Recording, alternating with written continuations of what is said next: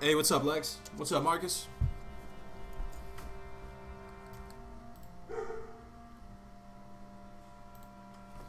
Sorry, pardon my dogs in the background. Hey, Constantine, Blue Fate, what's up? What's up, boys? Got the Druid Guide up today, so I was thinking of doing some streaming. I feel pretty good right now.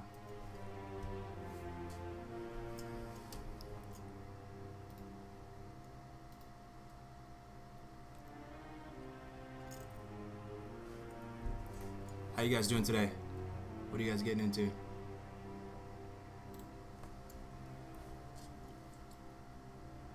It was weird. The street, it was set to private for some reason, so I was sitting there like a weirdo by myself for a few minutes, but it should be better now. It should be filling up. Hey guys, everybody joining. Thanks for chilling out today. I was thinking of going over some of these classic leaked pictures. I saw some people streaming them and I watched a video or two, but I didn't really take a deep dive into them, so I was hoping to just go over them with you, talk about classic. The hype is real, it's coming.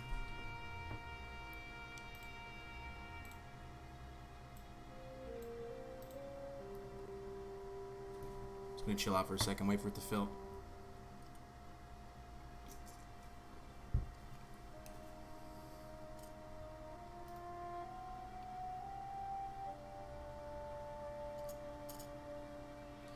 Hey, what's up, Senor Alexa J? Yeah. Movie 2. We're going to do it, Blue Fate, in a little bit. We're going to do Viewer Jeopardy. I don't know if that's something you guys might like, but I thought it'd be kind of fun. You know, it's something that we can do to kill some time before Classic comes out. And I found some cool Jeopardy games, so we could do something like that. This music, though, the feels, man. You know, I was going to maybe share some stories about, you know, my experiences with Classic WoW, and ask you guys, you know, what some of your favorite moments when you're playing, like, what is the most fun for you to do on WoW? I always find that interesting. People have some great stories. So, hey, quick question: do you think Blizzard will actively advertise Classic WoW? I think so. Yeah, I think that they will. I think they will capitalize on that nostalgia for sure. It's a good business decision too. That's a sexy shelf you have there. Hey, thank you, Remy. Hey, what's up, Slave Life? GG, well played. I am Bofit. What's up, man? What's up, everybody? What's up, fam? Thanks for chilling out today. I got some things in mind that we could do today. You know, Classic's coming, and just keep the hype going.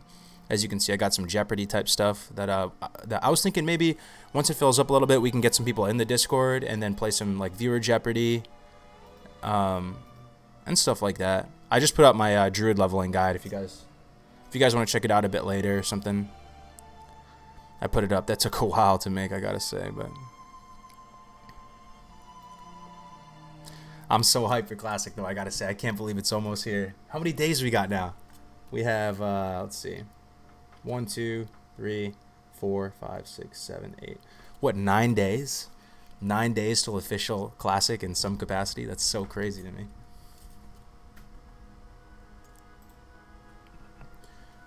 What's up, Jay? What's up, Eric Dude 95? What's up, man? Oh, is that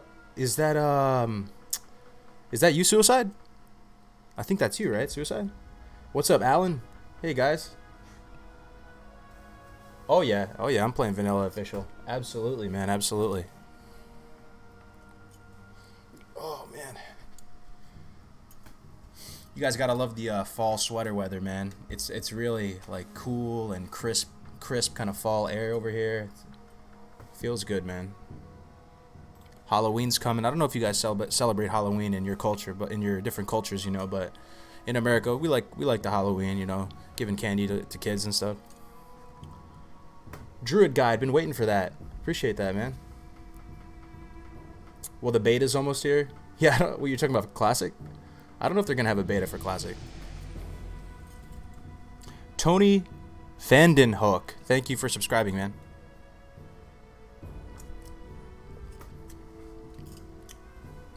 All right, we got a good amount of people in here. Let's go over the some of these leaked screenshots. You guys have probably seen them already. I saw some of them. I saw most of them, but I just kind of want to go through it. Here they are, I believe. I believe this is all of them.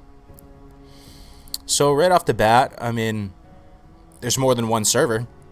That was one thing people were saying for a while, that like they were confused if they're only going to have one server and stuff. It seems like they have at least 20 servers. It seems like they have 20, right? Because there's no scroll or anything here. So that's the first thing right off the bat. BlizzCon Classic. Sweet. Old loading screen's the same. We will be performing scheduled maintenance on Tuesday, October 23rd. That's a little weird, though. This makes me feel like why is this here, this breaking news thing? That's the thing you see on the private server clients and stuff. Like, why would they have that there? That's a little, maybe that's just the default. In USA, Halloween is one day. It's one day. It's October 31st, man. It's always, believe it or not, it's always been probably my favorite like single holiday. I mean, I do really like Christmas too. Christmas is fun, but it's for the same reasons I kind of like WoW. It's kind of that dark kind of macabre day where you're kind of like relishing in all things that are kind of even taboo potentially and stuff. So I always really enjoyed Halloween, and I bought a house recently, so this will be my first Halloween that I'm actually going to be able to give candy to kids and put up lights and stuff. I always wanted to do that, so I've been decorating my porch a little bit. Oh man, we got some more people coming in. Nice Druid Guide, Priest next, right? I put up a poll on the community channel, on the community feature. Those work really well, by the way, yo. Thank you guys for voting on those things. I can't believe how many responses we get. It's gonna be Shaman or Priest. So whoever wins this poll, that's what we're gonna do next. Constantine, incredible work you've done. Thank you, man. I appreciate that. Just got done with 12 hours of ECG diagnostics, so time for some chill. Feels good. Nice, man. So the studies are going good? Studies are going good for you? Are these screenshots actually verified? To be honest, I don't know, man. I don't know. I just saw all these kind of trending on Reddit and stuff, so I figured I might as well just talk about it. I don't really want to make like standalone videos for this type of stuff, but I like live streaming for this type of content, What is this, dude? This is kind of freaking me out right now. Gnome male face upper, dude. Is this not the stuff of nightmares? Speaking of Halloween, dude, this is like a gnome with like eyeshadow. Yo, this is the stuff of nightmares right now, dude. I heard a noise. What was that noise? I think someone might have subscribed.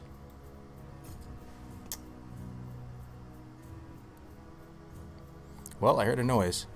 Yeah, dude, this gnome male face. This is the stuff of nightmares right here. I'm looking forward to only having interaction with people on your server, none of the cross-realm. Oh, me too, man. If you saw my video on why I really enjoy Classic WoW, my favorite thing about Classic WoW is the static communities for sure. That's, hands down the number one thing for me.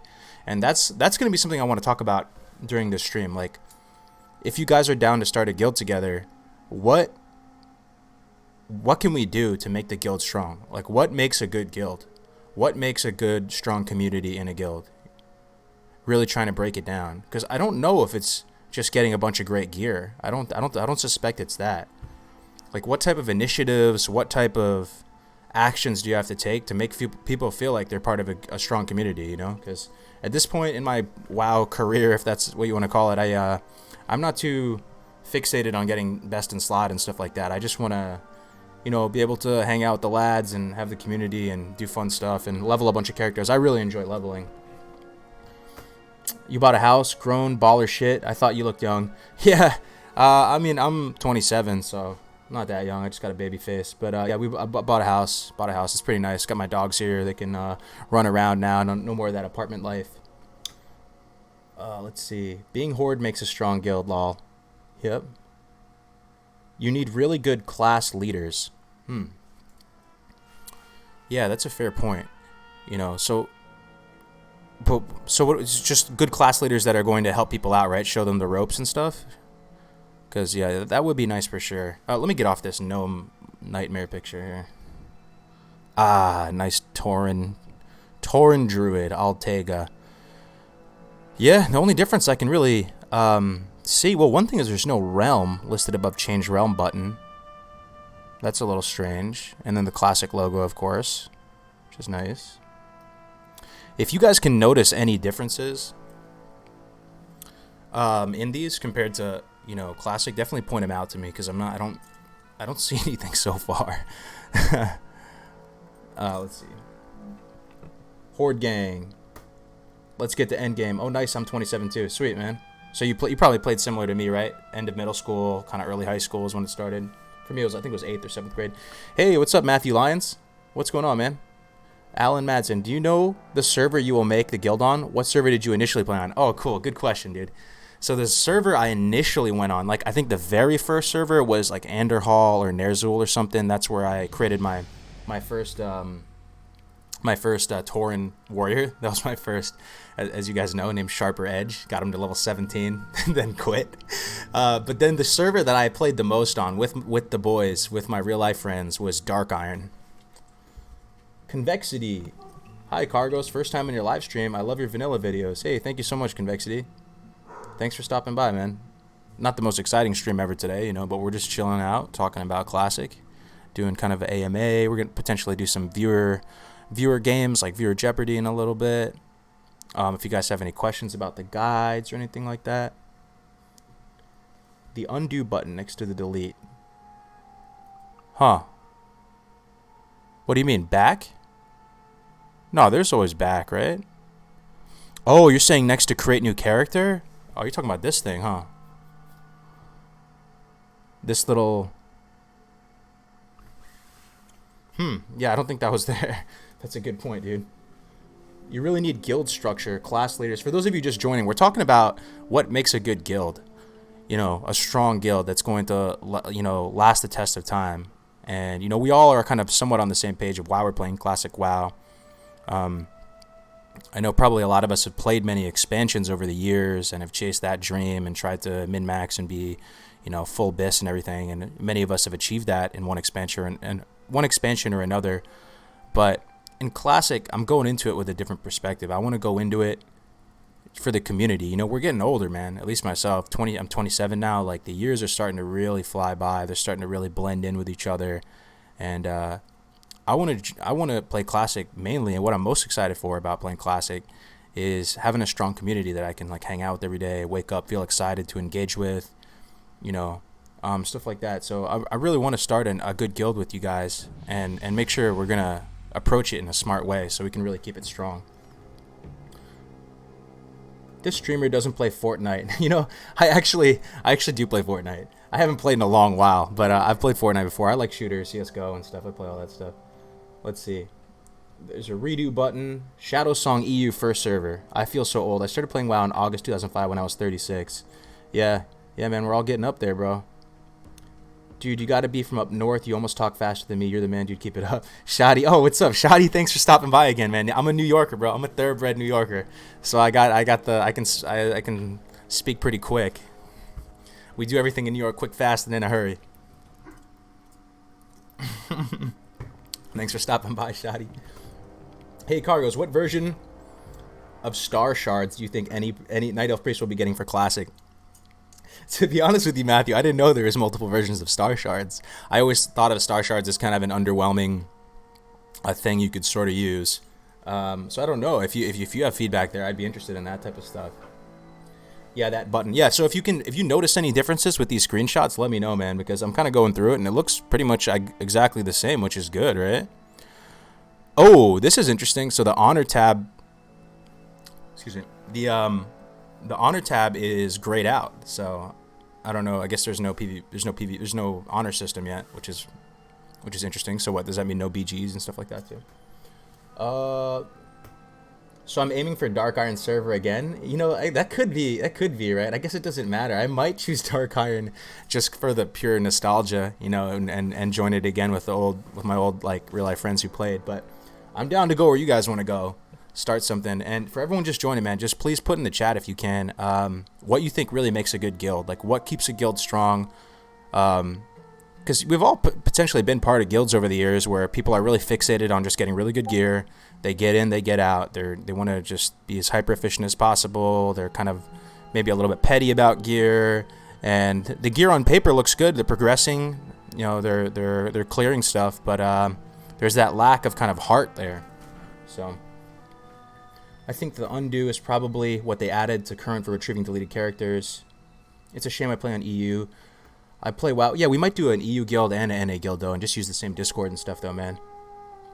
I play WoW for the adventure, not getting Bisc gear and top DPS. I feel you, Constantine. I feel you, man. Best endgame healer in Classic, Priest Troll or Tauren Druid. I'm a big Druid fanboy, as you guys might be able to tell. I love the underdog aspect of Druids. I'm a big, I always root for the underdogs in life. That's always one thing about me. I always gravitate towards that. So I'm a little biased. I really enjoy Druids a lot. I think the very thing that Blizz is hosting will do a great thing for guild stability, since the fresh meme will not be a thing. People will stick around on the service for longer. It's true, Eric. Yeah, fresh has become kind of this meme, become kind of this iconic thing. It's something that we expect. It's definitely going to be different. Honor tab is grayed out, but that could be just for the demo. They did say only PvP available will be duels. Okay, yeah, so it could just be for the demo, right? Let's see here. What I've watched yesterday. No clicks in guilds. Just people wanting to do content together and no toxicity. But that's the thing, though, because it's kind of natural, whether you're in a guild or in life or whatever, people kind of band together. They kind of do create cliques. So how do you stop it from becoming kind of toxic, though? How do you still bring everyone together at the end of the day? That would be my response to you, Celerity. But I sort of agree, yeah. Good guild for me is one that talks on and offline, helps each other level and gear, and organizes lots of good events. Nothing too hardcore, but not too relaxed. Yeah, so kind of a more balanced guild dynamic, right? Druid all the way. Extracurricular activities keeps a guild strong IMO. Firm, but not rude leadership. Fair loot council. Fair points. A good guild is full of people who want to have fun, have plenty of tolerance, and good sense of humor. That's a great point, dude. Humor is key. You guys have had guilds before. You've had the jokesters, right? Where they just make raiding way more fun. They're just funny AF, on whatever you're doing, and they just really lift the spirits and the morale. Wes, if you ever watch this, Wes, I'm talking to you, dude. Wes, you're the man, dude. It always cracked me up. Where are you getting the leaks from? This is just on Reddit, man. I'm a bit late to this, to be honest. I think this was all pretty much covered already, but I hadn't really thoroughly gone through it. So I was just going to go through them. I was also hoping to play some Viewer Jeopardy with you guys. We could try that out and see if that's something that's fun, like classic WoW Jeopardy. I found a couple different Jeoparino things we could try out. But yeah, let me see. So for those of you just joining, we're talking about what makes a great guild. And I do plan on starting a guild with you guys together, just finding a server, and I don't care what it is, PvE, PvP. I was even considering RP, to be honest. I've never been an RPer. I've always been kind of interested in it. I never did Dungeons and Dragons, really. Never really had friends that were into that.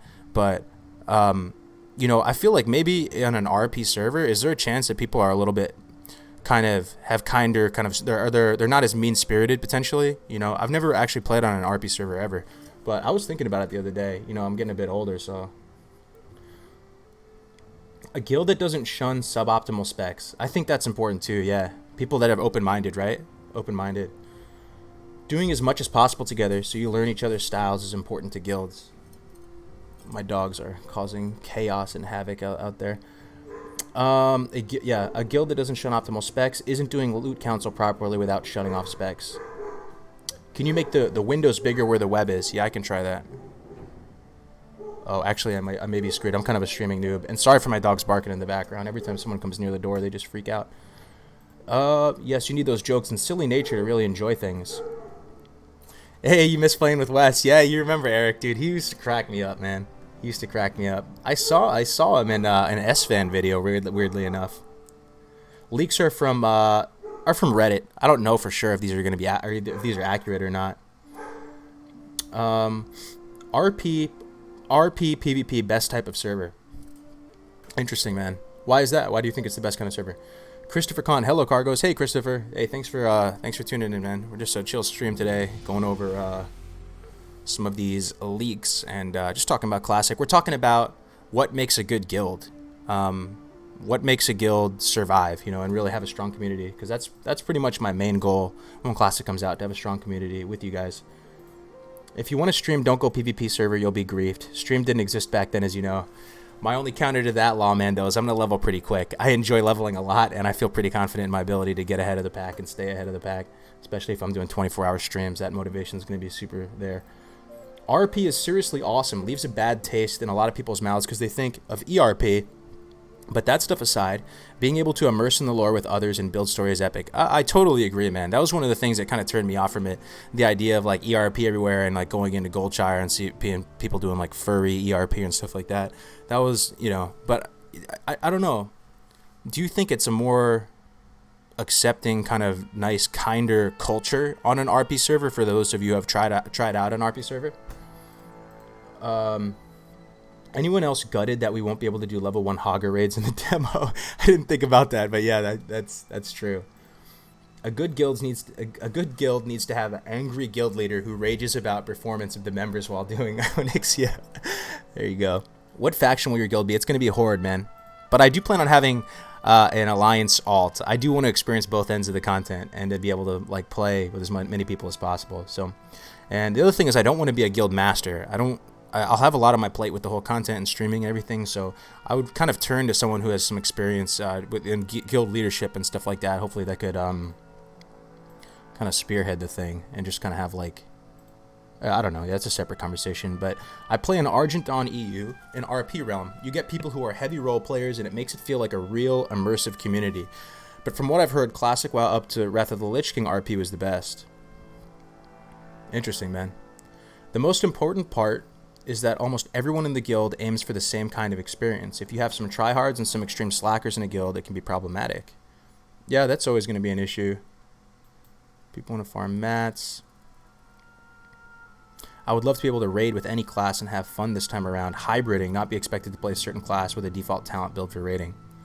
Yeah, we're all saying sort of some of the same things, man. If you guys are interested in starting this guild together, like for sure, this is still very much the ground floor. Like it would be really fun to do it. We could kind of have a website and just it would be a lot of fun. We could do like events and things like that. I practice how to level to 40 on both factions. Now I would just like to practice some PvP till Classic comes out. Is there a better option than spamming BGs and dueling pay to win kids on Retro? Wow, that's kind of what you're limited to at the moment, man. Hey, now not all of us furries are bad. Also on the note of the demo not being at level 1, I'm sad. Yeah, it's true. Jesus the Lizard, thank you for subscribing, man. There are a lot of really good PvPers on those types of servers, some top 100 from RP PvP server. That's true. That's the one thing that's a consideration, though. I do want to play with other PvP players, people who are good at PvP, and have that challenge, right? And I think maybe a lot of them wouldn't be attracted to RP servers or something like that. So, I'm still kind of feeling it out. I keep hearing this like ding. Oh, okay, it's a subscription. Sigve Berg just subscribed. Thank you so much, man. Your celerity, I agree 100%. I want people to have fun and all specs to be viable. Yeah. Hey, Lionflow / Wave back, bro. How you doing, man? Thanks for tuning in today. We're just going through some of these leaks here on Reddit, just looking at some of these screenshots. So far, so good, though. I mean, I guess it's good. It's a good thing that we're not like getting shocked by this stuff, right? If we were getting shocked by this stuff and there was like a new models or something, it would be a wrap. Let's keep going, though. I keep getting sidetracked. So, all right, this guy immediately is level. Immediately, I'm noticing he's level 15 on a mount, so that's a little bit weird. Looks about the same though. The textures look about the same. I'm looking at this path, right? If I look at this path down here, usually when you improve textures, this stuff like the cracks in the path and like the density of the foliage and stuff, those console commands that improve the graphics. I'm looking to see if that stuff is different. The frill density, I believe it's called. Yeah, I don't see anything there. It looks about normal. Hillsbrad, one of the greatest zones ever. Looks pretty good. Looks a little kind of foggy, a little bit dull, I have to say. I don't know. Maybe it's because I'm used to playing with all the console commands like overwritten. View distance looks about correct, but again, you're kind of from a top-down perspective, so you can't really tell for sure. What is this? This is just options or something. Let's see here. Oh, I missed a lot of the chat. Okay, so Just joined the stream. Hey, Nick Miller. Hey, thanks for tuning in, man. Cargos, are you creating a guild? I'm a web designer, and I'd love to join. Cool, man. Yeah, we're going to go horde and create a guild. Yeah, we're just talking about, for those of you just joining now, we're talking about what makes a good guild. How can we, how can we smartly create this guild and know, what to do and what not to do so we can have a strong community, because we've all been part of guilds that fall apart, right?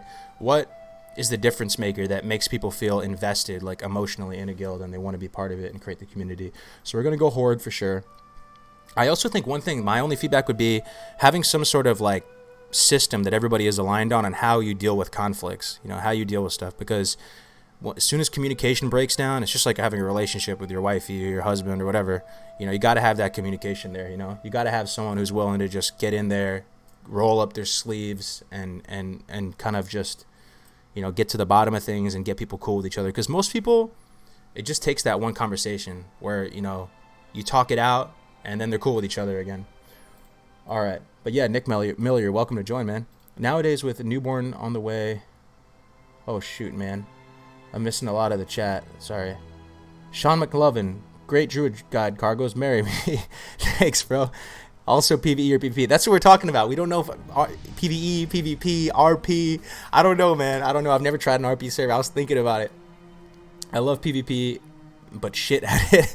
I do like PvP. I do like PvP. That's actually the origins of my channel. I started making Legion PvP content for Legion. All right. One thing I'll miss from private servers is I'll be able to playing with EU and NA. That's so true, man. That's such a bummer, in some capacity. It is nice being able to play with people from all over the world. Of course you have the latency issues and stuff, but that is definitely nice. All right. Let's see. On RP PvP, you get people who do raid all the time, not only for better gear, but for the aesthetic appearance of what it looks like.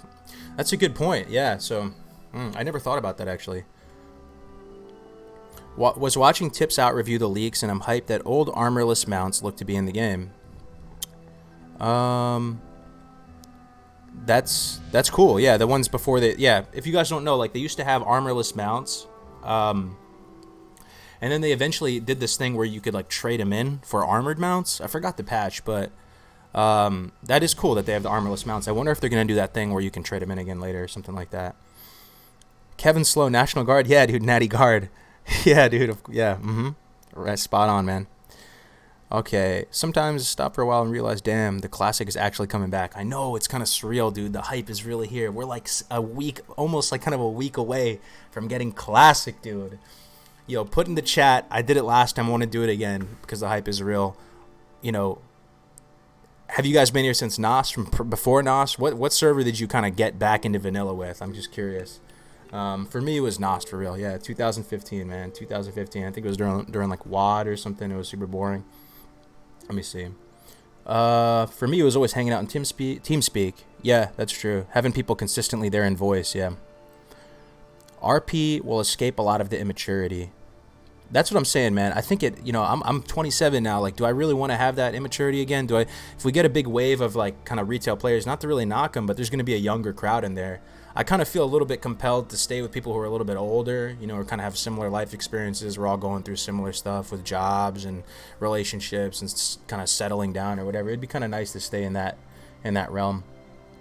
Florian Bone, hey, welcome to the stream, man. I think good class officers are key. I miss those specializations inside the guild, having a guy to go to and ask for BIS and talents. So I'm seeing a trend here. So good leadership amongst the class leads, right? Good class leads seem to be something you guys are echoing. Okay.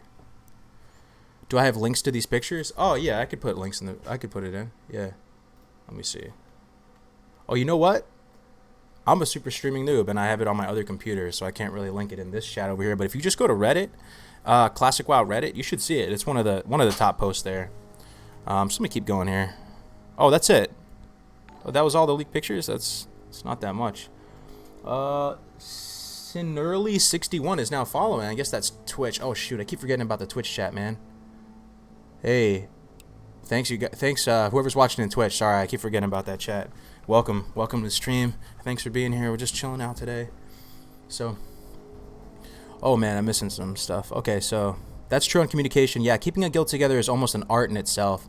So for those of you just joining now, we're talking about what makes a good guild. What is that like juicy X factor that gets people emotionally invested in a guild and cares about the community and is willing to just get to that level. So so RP PvP is where it's at. Daniel B, welcome to the stream, man. Hey Cargos, I really love your guides, man. Just curious if you've got a time frame on the priest guide. I just put a poll out on the community section, the community tab for the channel, and I usually leave it up to you guys. Like I let you guys vote to see what you guys want to see first. So I just put up a poll there. If you haven't voted yet, go check it out. It's either going to be shaman or priest next. Those are the last two left, so it'll just be based on that, man. Frederick Arneson, hey Cargos, what's up, man? Hey, what's up, Frederick? That's a cool name, man. Where are you from? I love the names in here, dude. The names all over the place. There's got different ethnicities and cultures in here. That's so crazy to me. There's people all around the world tuning in. Hey, I made the live. Good to see you active, dude. I started in early TBC. Haven't played a private server in my life. Really looking forward to Classic. Private servers are not the way. Thanks for the feedback, Andreas. Yeah, it's good. Thanks for being here, bro. Okay. Man, there's a lot of good chat here. There's a lot of good chat. This is an awesome topic, man. This is fun. All right. Hardcore rated on Nost. Quit essentially after 2006. Bought a new gaming computer in 2015 when I was living overseas. Was playing HOTS and had the thought of nowhere to play vanilla. Zethker is the only vanilla server I seriously played. Hell yeah, dude, Zethker. Haven't gotten into a server after that shut down. Yeah, man, I remember, dude. What year was that, Suicide? Aspire Series 48. Hey, Cargos, any private servers you recommend or ones you play? I can't really recommend them on stream, man, but you can hop in the Discord and talk to people in there. I'm sure they'll be able to hook it up. Nick Miller. Oh, yeah, I remember having class captains back in those BC raids. Let's see. I was 32 when I started in vanilla. My guild had over 100 active members, and over half of it was over 40 years old, and the other half 20 plus. Yeah, stick with people on your age range. Yeah, thanks for that feedback. That's what I'm kind of feeling right now. Literally being helpful is some of the most important stuff. Helping each other with dungeons and doing stuff together. Hey, Curtis. How's it going, man? El Mustachio. What's up, bro? All right, so let me ask you guys something. It's about to get nerdy. I'm about to crank the nerdiness dial up about 300% right now. When it comes to class fantasy, like put all balance and everything aside.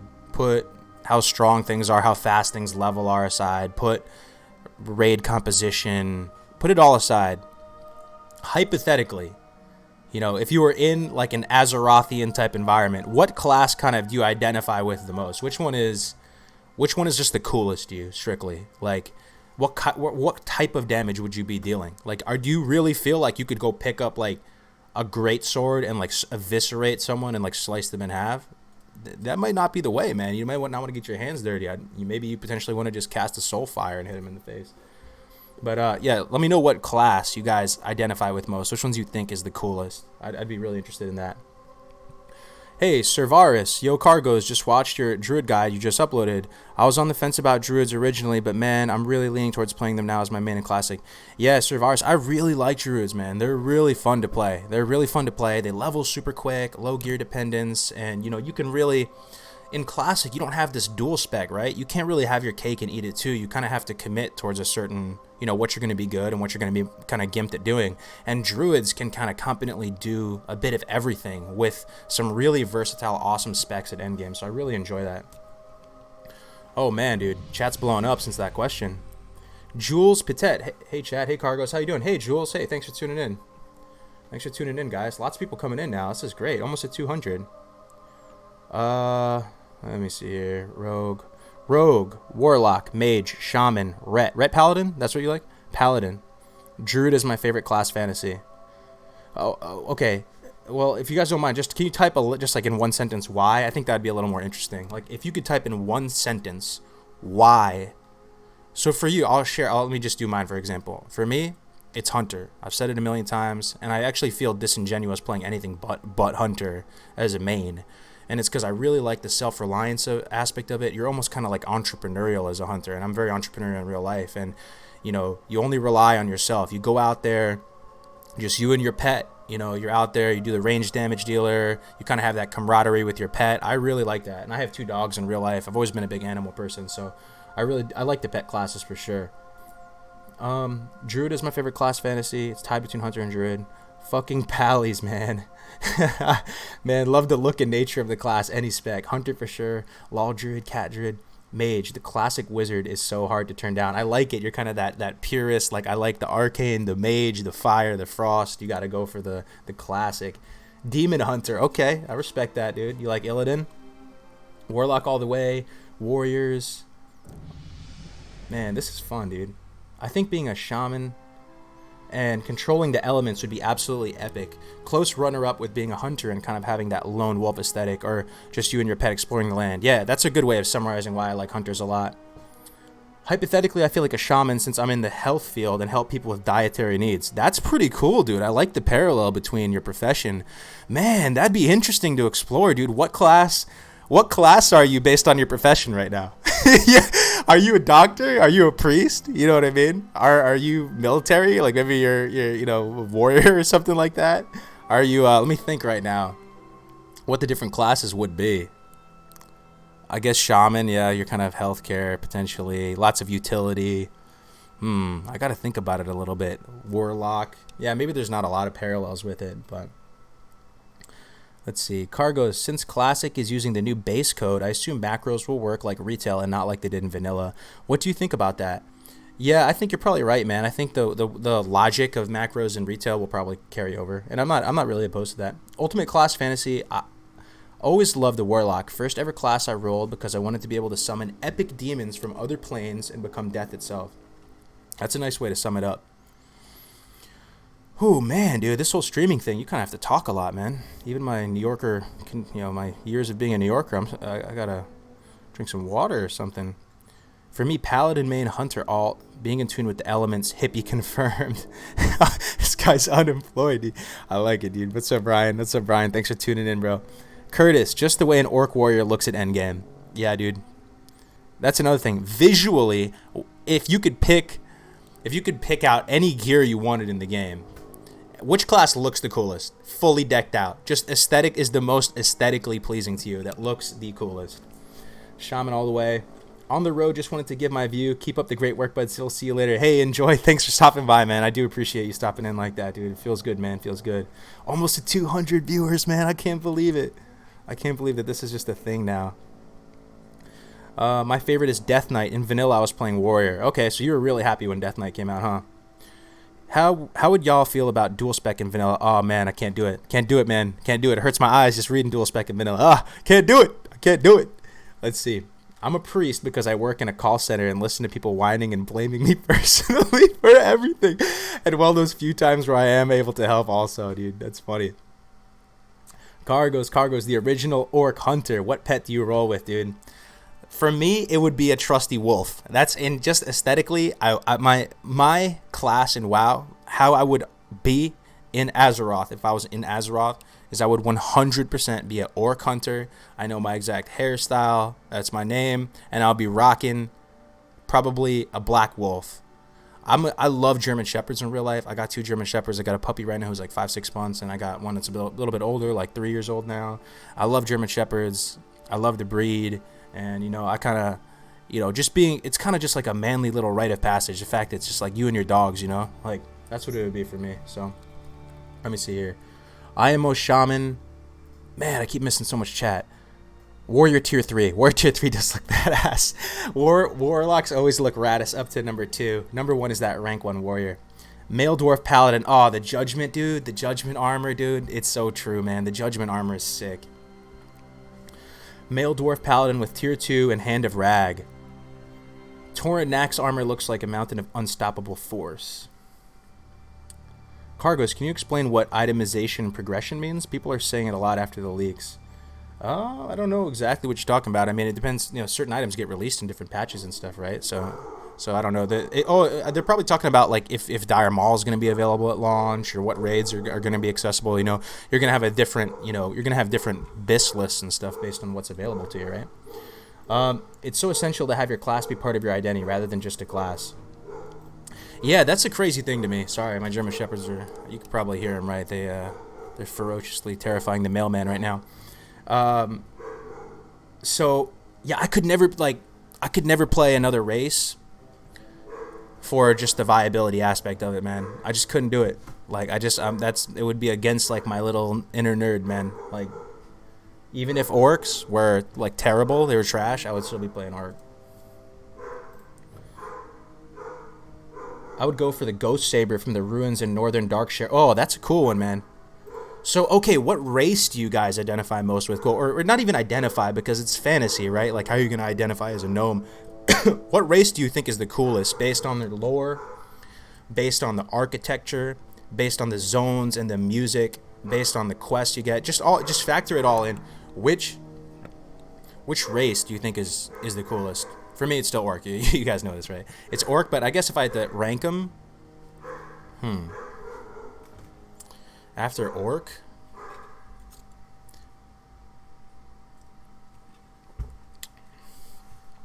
so orc would be number one,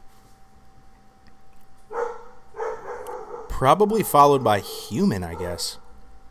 Yeah, I like the human architecture. I like the quest lines. I like just the main characters involved with the human stories. I like places like Menethil Harbor, where it feels like you're this little bastion in this kind of dangerous wetland zone. I like the humans a lot. I'd probably be orc and humans to me. Dwarf is really cool. I gotta say, dwarf is probably the race that's grown on me the most over the years. You know, at first glance, you're like kind of a little kid. You see dwarf, and you're just like, yeah, I don't want to be like some short fat guy or whatever. But then you learn more about the lore, and you hear them, speak. You realize how central they are to like the Warcraft lore and everything, and that they're a big part of it. And they have some of the coziest spots too, right? Keranos, Loch Modan, that little area in Loch Modan where you're kind of going up that hill, and you see the two big statues there. It's right by where the Trog quests are, man. Oh, dude, I really like the dwarf zones a lot. Human had 3 greatest starting zones. I agree with you, dude. The human starting zones were so good, dude. Red Ridge, Westfall, Elwyn, dude. Those are amazing. Let me see here. Tauren. Loved them in Warcraft 3. It's good to see some Tauren lovers, man. What was your opinion of the Warcraft movie? It wasn't bad. I'm glad they got it out, and that's a thing. Because ever since Wrath, they were talking about making a Warcraft movie, and it was just never happening, So I'm glad it did get out. I wish they focused on a smaller story. The beauty of vanilla is that it's this web of smaller conflicts. It's not these huge, groundbreaking conflicts that you're just like a mover and shaker of the world. I would have liked to see the Warcraft movie focus on a lowly Goldshire footman, or maybe just a little random minion orc, warrior in the Horde army, and you go on a little skirmish, and then half your platoon gets wiped out or something like that. I would like that kind of smaller story with more dialogue as opposed to the really cinematic stuff. I mean, there's some really beautiful scenes in there, like seeing Ironforge in that movie, dude. That was so cool to me. That was really, really cool, seeing Goldshire Inn and stuff. But let's see. Damn, I'm missing a lot of chat. Okay, human best ever Elwyn music. WoW races are based on Tolkien universe. Cargos, how do you feel about the concept of clans aside from guilds? Specifically, that you can be in a guild, but also in a larger overarching clan for broader world activity. That's interesting, man. I never thought about that. Is that a thing? Like, they just have clans that are not your guild? I mean, at that point, you're just kind of in 2 guilds, though, right? I mean, I'm not opposed to it. It seems kind of cool.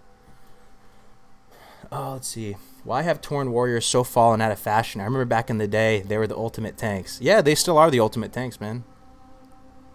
For sure. Should have just did the Arthas storyline. Yeah, something like that. Something like that would have been really nice.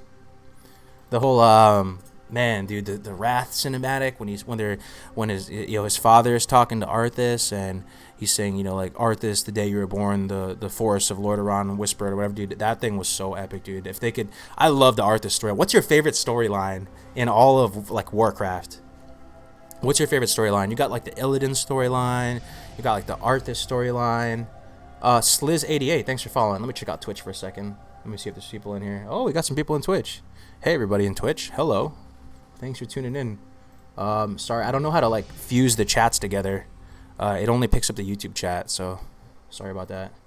Let me see. Do you think it was true that Horde starting zones were rushed since the Alliance areas seem very fleshed out? Yeah, I do.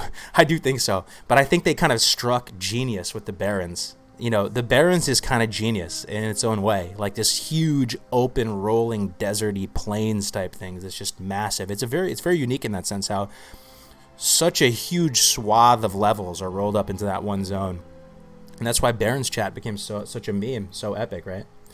Arthas story is the greatest story ever made. Yeah, Arthas is really good, man.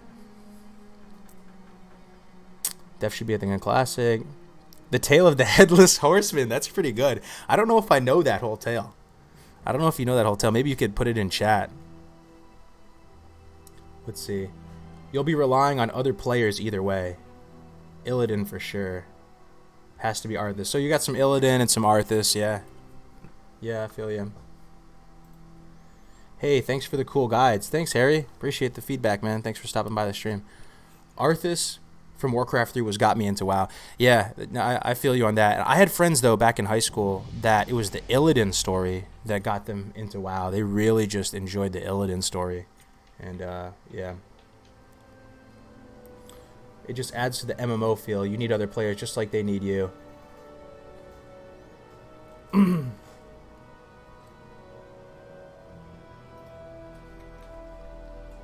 Alright, let me see if I can go up here and look at some more stuff here. But keep providing feedback, guys. Whoever's just joining the stream right now and missed out on the initial talking point, we're talking about what is the foundation for a good guild? How do you get people emotionally invested and to care about the community? And that's really the heart of Classic and why we're all playing Classic, I feel. I really appreciate any feedback there. You like the Tyrion storyline? Yeah. The best story was Jimmy's story. Oscar worthy there. Arthas and Ulduar, Broxagar and Sourfang story. Yeah, that's a cool one. Yep, that is a cool one, man. Another thing I wanted to get your guys' feedback on is, so you have raiding, you have leveling, you have PvP, you have all these different things you can do in the game. What did you guys have the most fun doing? If you think back across all the many days and years you've played World of Warcraft, what to you just hits the most neurons? That is the most memorable, most fun thing that you could possibly do in World of Warcraft. What is it going to be? Raiding with the guildies and downing a new boss? Is it going to be PvP and getting a certain title, or maybe even grinding out a certain reputation and finally achieving something? For me, just my personal thoughts on it would be doing 5-man dungeons. I love 5-man dungeons, but doing 5-man dungeons with the boys, with people in real life, and just being in voice chat or something like that, and doing heroics or doing dungeons and stuff. I've had some really good memories doing that. Some of my favorite things I can do in WoW in general. And I also really enjoy leveling. Leveling is really fun. And you can't be great at everything unless you're a paladin, and your awesome factor compensates for any poor performance. You like paladins a lot, though, huh? Oh, Matt Brooks. Hey, man, what's going on, dude? I've known Matt Brooks. How long have we known each other, Matt? It's been 10 years or something, dude. It has been a long time. I think I knew you before I even got with the wifey, which is crazy to me. World raids on cities was fun. Oh, that's another. I kind of forgot about that. Yeah, the raids on cities. That was a thing in vanilla, huh? Storming Orgrimmar and stuff. UBRS was life. And what if you went to both PvE and PvP competitively? Yeah. Honestly, my best experience from WoW was on a private server downing the Lich King for the first time. So Lich King, yeah. That was a very emotionally engaging fight for sure, the Lich King one. I didn't really complete it when it was super, relevant. You know what I mean? I did it kind of way after all the top guilds did, but it still felt so good. Leveling is the experience of MMORPG for me. Yeah, I that's another thing. Leveling presents this illusion of kind of pain and hard work and stuff. But I do think it's kind of an illusion, because we look back on leveling fondly, right? And it really is that carrot on a stick out in front of you. You're just racing to go to 60. You don't know why you want to be 60, but you know it's what you need to do, and you're leveling and going through this difficult experience. And it really felt in Classic like you achieved something when you got to 60. It really did. It felt like you had some stripes, and that every other 60 you saw out there, You knew they went through that long, arduous journey to 60, and you respected them a little bit more. Because there were many, many people back in Classic that never got to level cap. You know what I mean? I felt when I got level cap, dude, I felt like I was already kind of elite gamer, believe it or not, back in the day. And, you know, even now, knowing everything that we know about Classic and coming out with these guides to help leveling, it's still tough. And your biggest enemy when it comes to leveling is getting burned out. Like having the drive to push through, you know? When it gets boring, when it gets rough, when you have to grind for 2 levels, especially like in the 40s. I can't stand leveling in the 40s, dude. Like the low 40s, like 40 to like 45. Oh my god, dude, I absolutely hate it. But, you know, you just have to push through. And you got your guildies there to support you. You're talking, you know, it makes it a lot easier. You're chilling out in Discord or Skype or Ventrilo or TeamSpeak or whatever it was over the years. And it made it better. And leveling in vanilla was awesome, yeah. Leveling is almost like frat hazing. Everyone feels unified after it. That's an interesting analogy, dude. Paladins are not that boring, lol. I've been in H-Pally since vanilla. Yeah, dude. You were young, though, right, Matty B? You were young back in vanilla, man. You're like 8 years old or something, man. It was the content. They should have made more complicated encounters with more demands from players than simply their performance on a very specific role. I just think the interesting about Classic is that I don't know how much of this was, you know, intentionally designed or whatever, but I think the stars aligned and they really just hit like pure genius with this game. It's really just a genius game. It's genius. Did they really mean for all the classes to have their own little certain viabilities? You know what I mean? Like, and for us to discover over like a decade of research and investigation weird little mechanics here or there, and, you know, finding out that actually, you know, Ret Pallies can do this, or Druids can do this, can bring this to the table. And then if you know, the thing I learned the other day, which I found amazing, is, you know, I put this Druid guide together, right? And Druids are very gear independent, and their weapons are kind of just stat sticks. You know, your animal forms do 90% of the work for you. So, you know, the top end, the damage range, the weapon speed, it doesn't really matter. But if you have like an equip, like a stat, like where it increases your attack speed or gives you bonus attack power versus beasts, that stuff is really helpful. And the fact that you know, really competitive feral DPS, their consumables, what they have to do is they have to go to Gnomeregan and get the mechanical pummeler or whatever it's called. And that the fact that you need to go back and get like a level 20 something item to be competitive in endgame DPS, that type of stuff is so flavorful to me. Like, it's incredible. Even like, I don't know, man, the way that they, you know, structured all the items, it was just a stroke of genius, man. 40 was awesome as a paladin because now you start getting plate gear replacements, yeah. And that's the thing that was really genius about WoW too.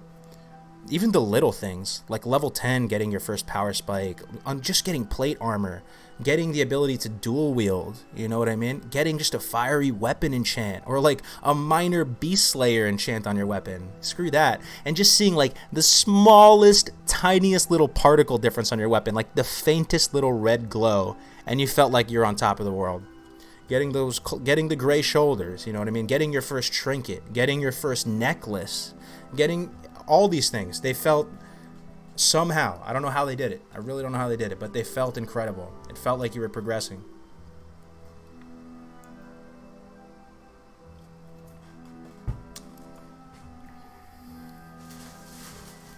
$20 to $30 is the worst leveling bracket? Really? You think so?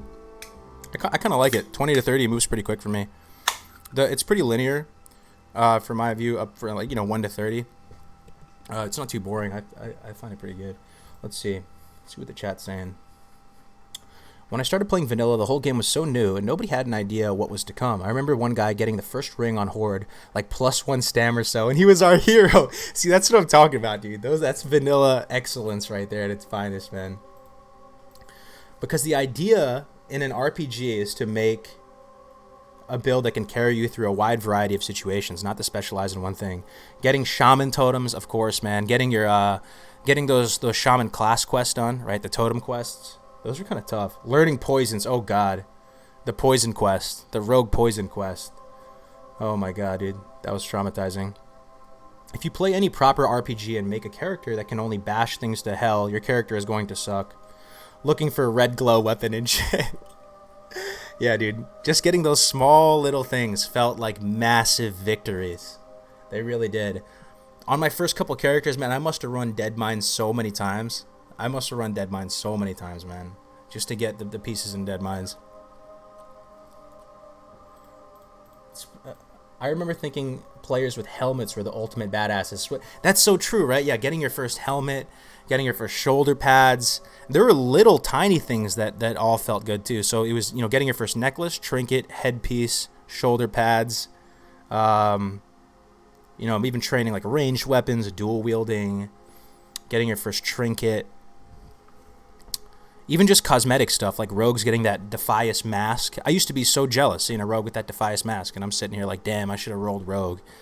And even the really seasoned players that have played for 10 plus years, they're not immune to it. They're not immune to that altophobia. Vanilla does a really good job of making you envy every other class. Like, you'll be playing, even myself, I love Hunter so much, but then I'll be playing and I'll see a Warlock over there with his Voidwalker, and I'm like, damn, he looks like he's having the good life, man. I should have played Warlock. Well, that feeling was mostly because of going from nothing to having something equipped. Every add-on afterwards leveling meant replacing your epic with green quest gear, which always felt bad. Dwayne Ross, hey Cargos, love your new class guides, dead on those. Hey, thank you so much, Dwayne. Thanks for stopping by the stream, man. Welcome. If you can just respec, then there's no choice at all. You just make the best build for every single thing. Yeah, and honestly, the sense of permanence, I talk about this in some of my videos, the sense of permanence in vanilla, where, you make your bed, now you got to sleep in it. You create your character with a jacked up hairstyle, you create a character with a messed up name, and you put some accent marks in there or something, and now nobody can add you. Tough luck, bro. You accidentally kind of just put talent points into the wrong thing. Tough luck, bro. You got to go respec and waste a lot of gold. There was this sense of, it was unapologetic, right? The design decisions with the game were so unapologetic.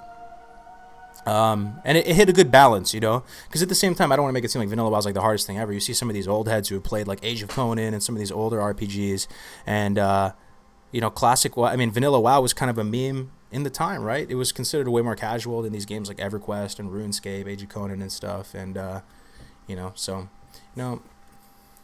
see what you guys have to say though. Before I hit 60 on my first character, I had tried every class, but I also found it helped as a healer, knowing how each class worked and what they can handle. Missed the leaks. What's the newest info? Bobo the Lord, what's up, man? Welcome. What's up, fam? Welcome to the stream. I can go back to the leaks. I'm not really doing anything on this page. I'm just kind of talking about all things. Was it this? Where's the leaks at? Leaks.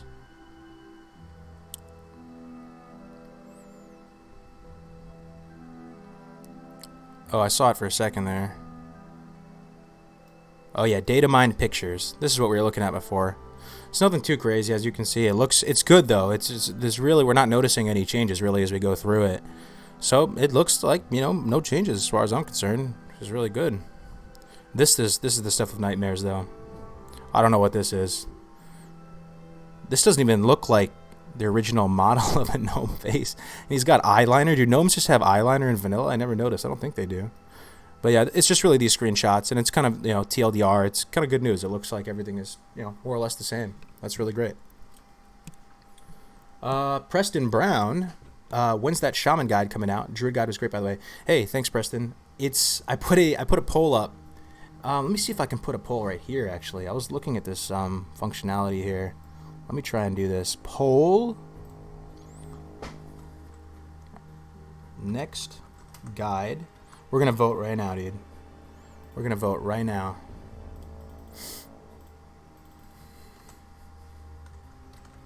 We're going to vote right now.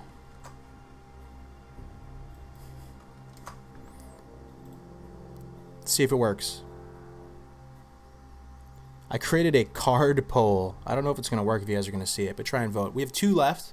We have Shaman and Priest. So based on your guys' feedback, whatever you guys want, to see first, then that's what we're going to do.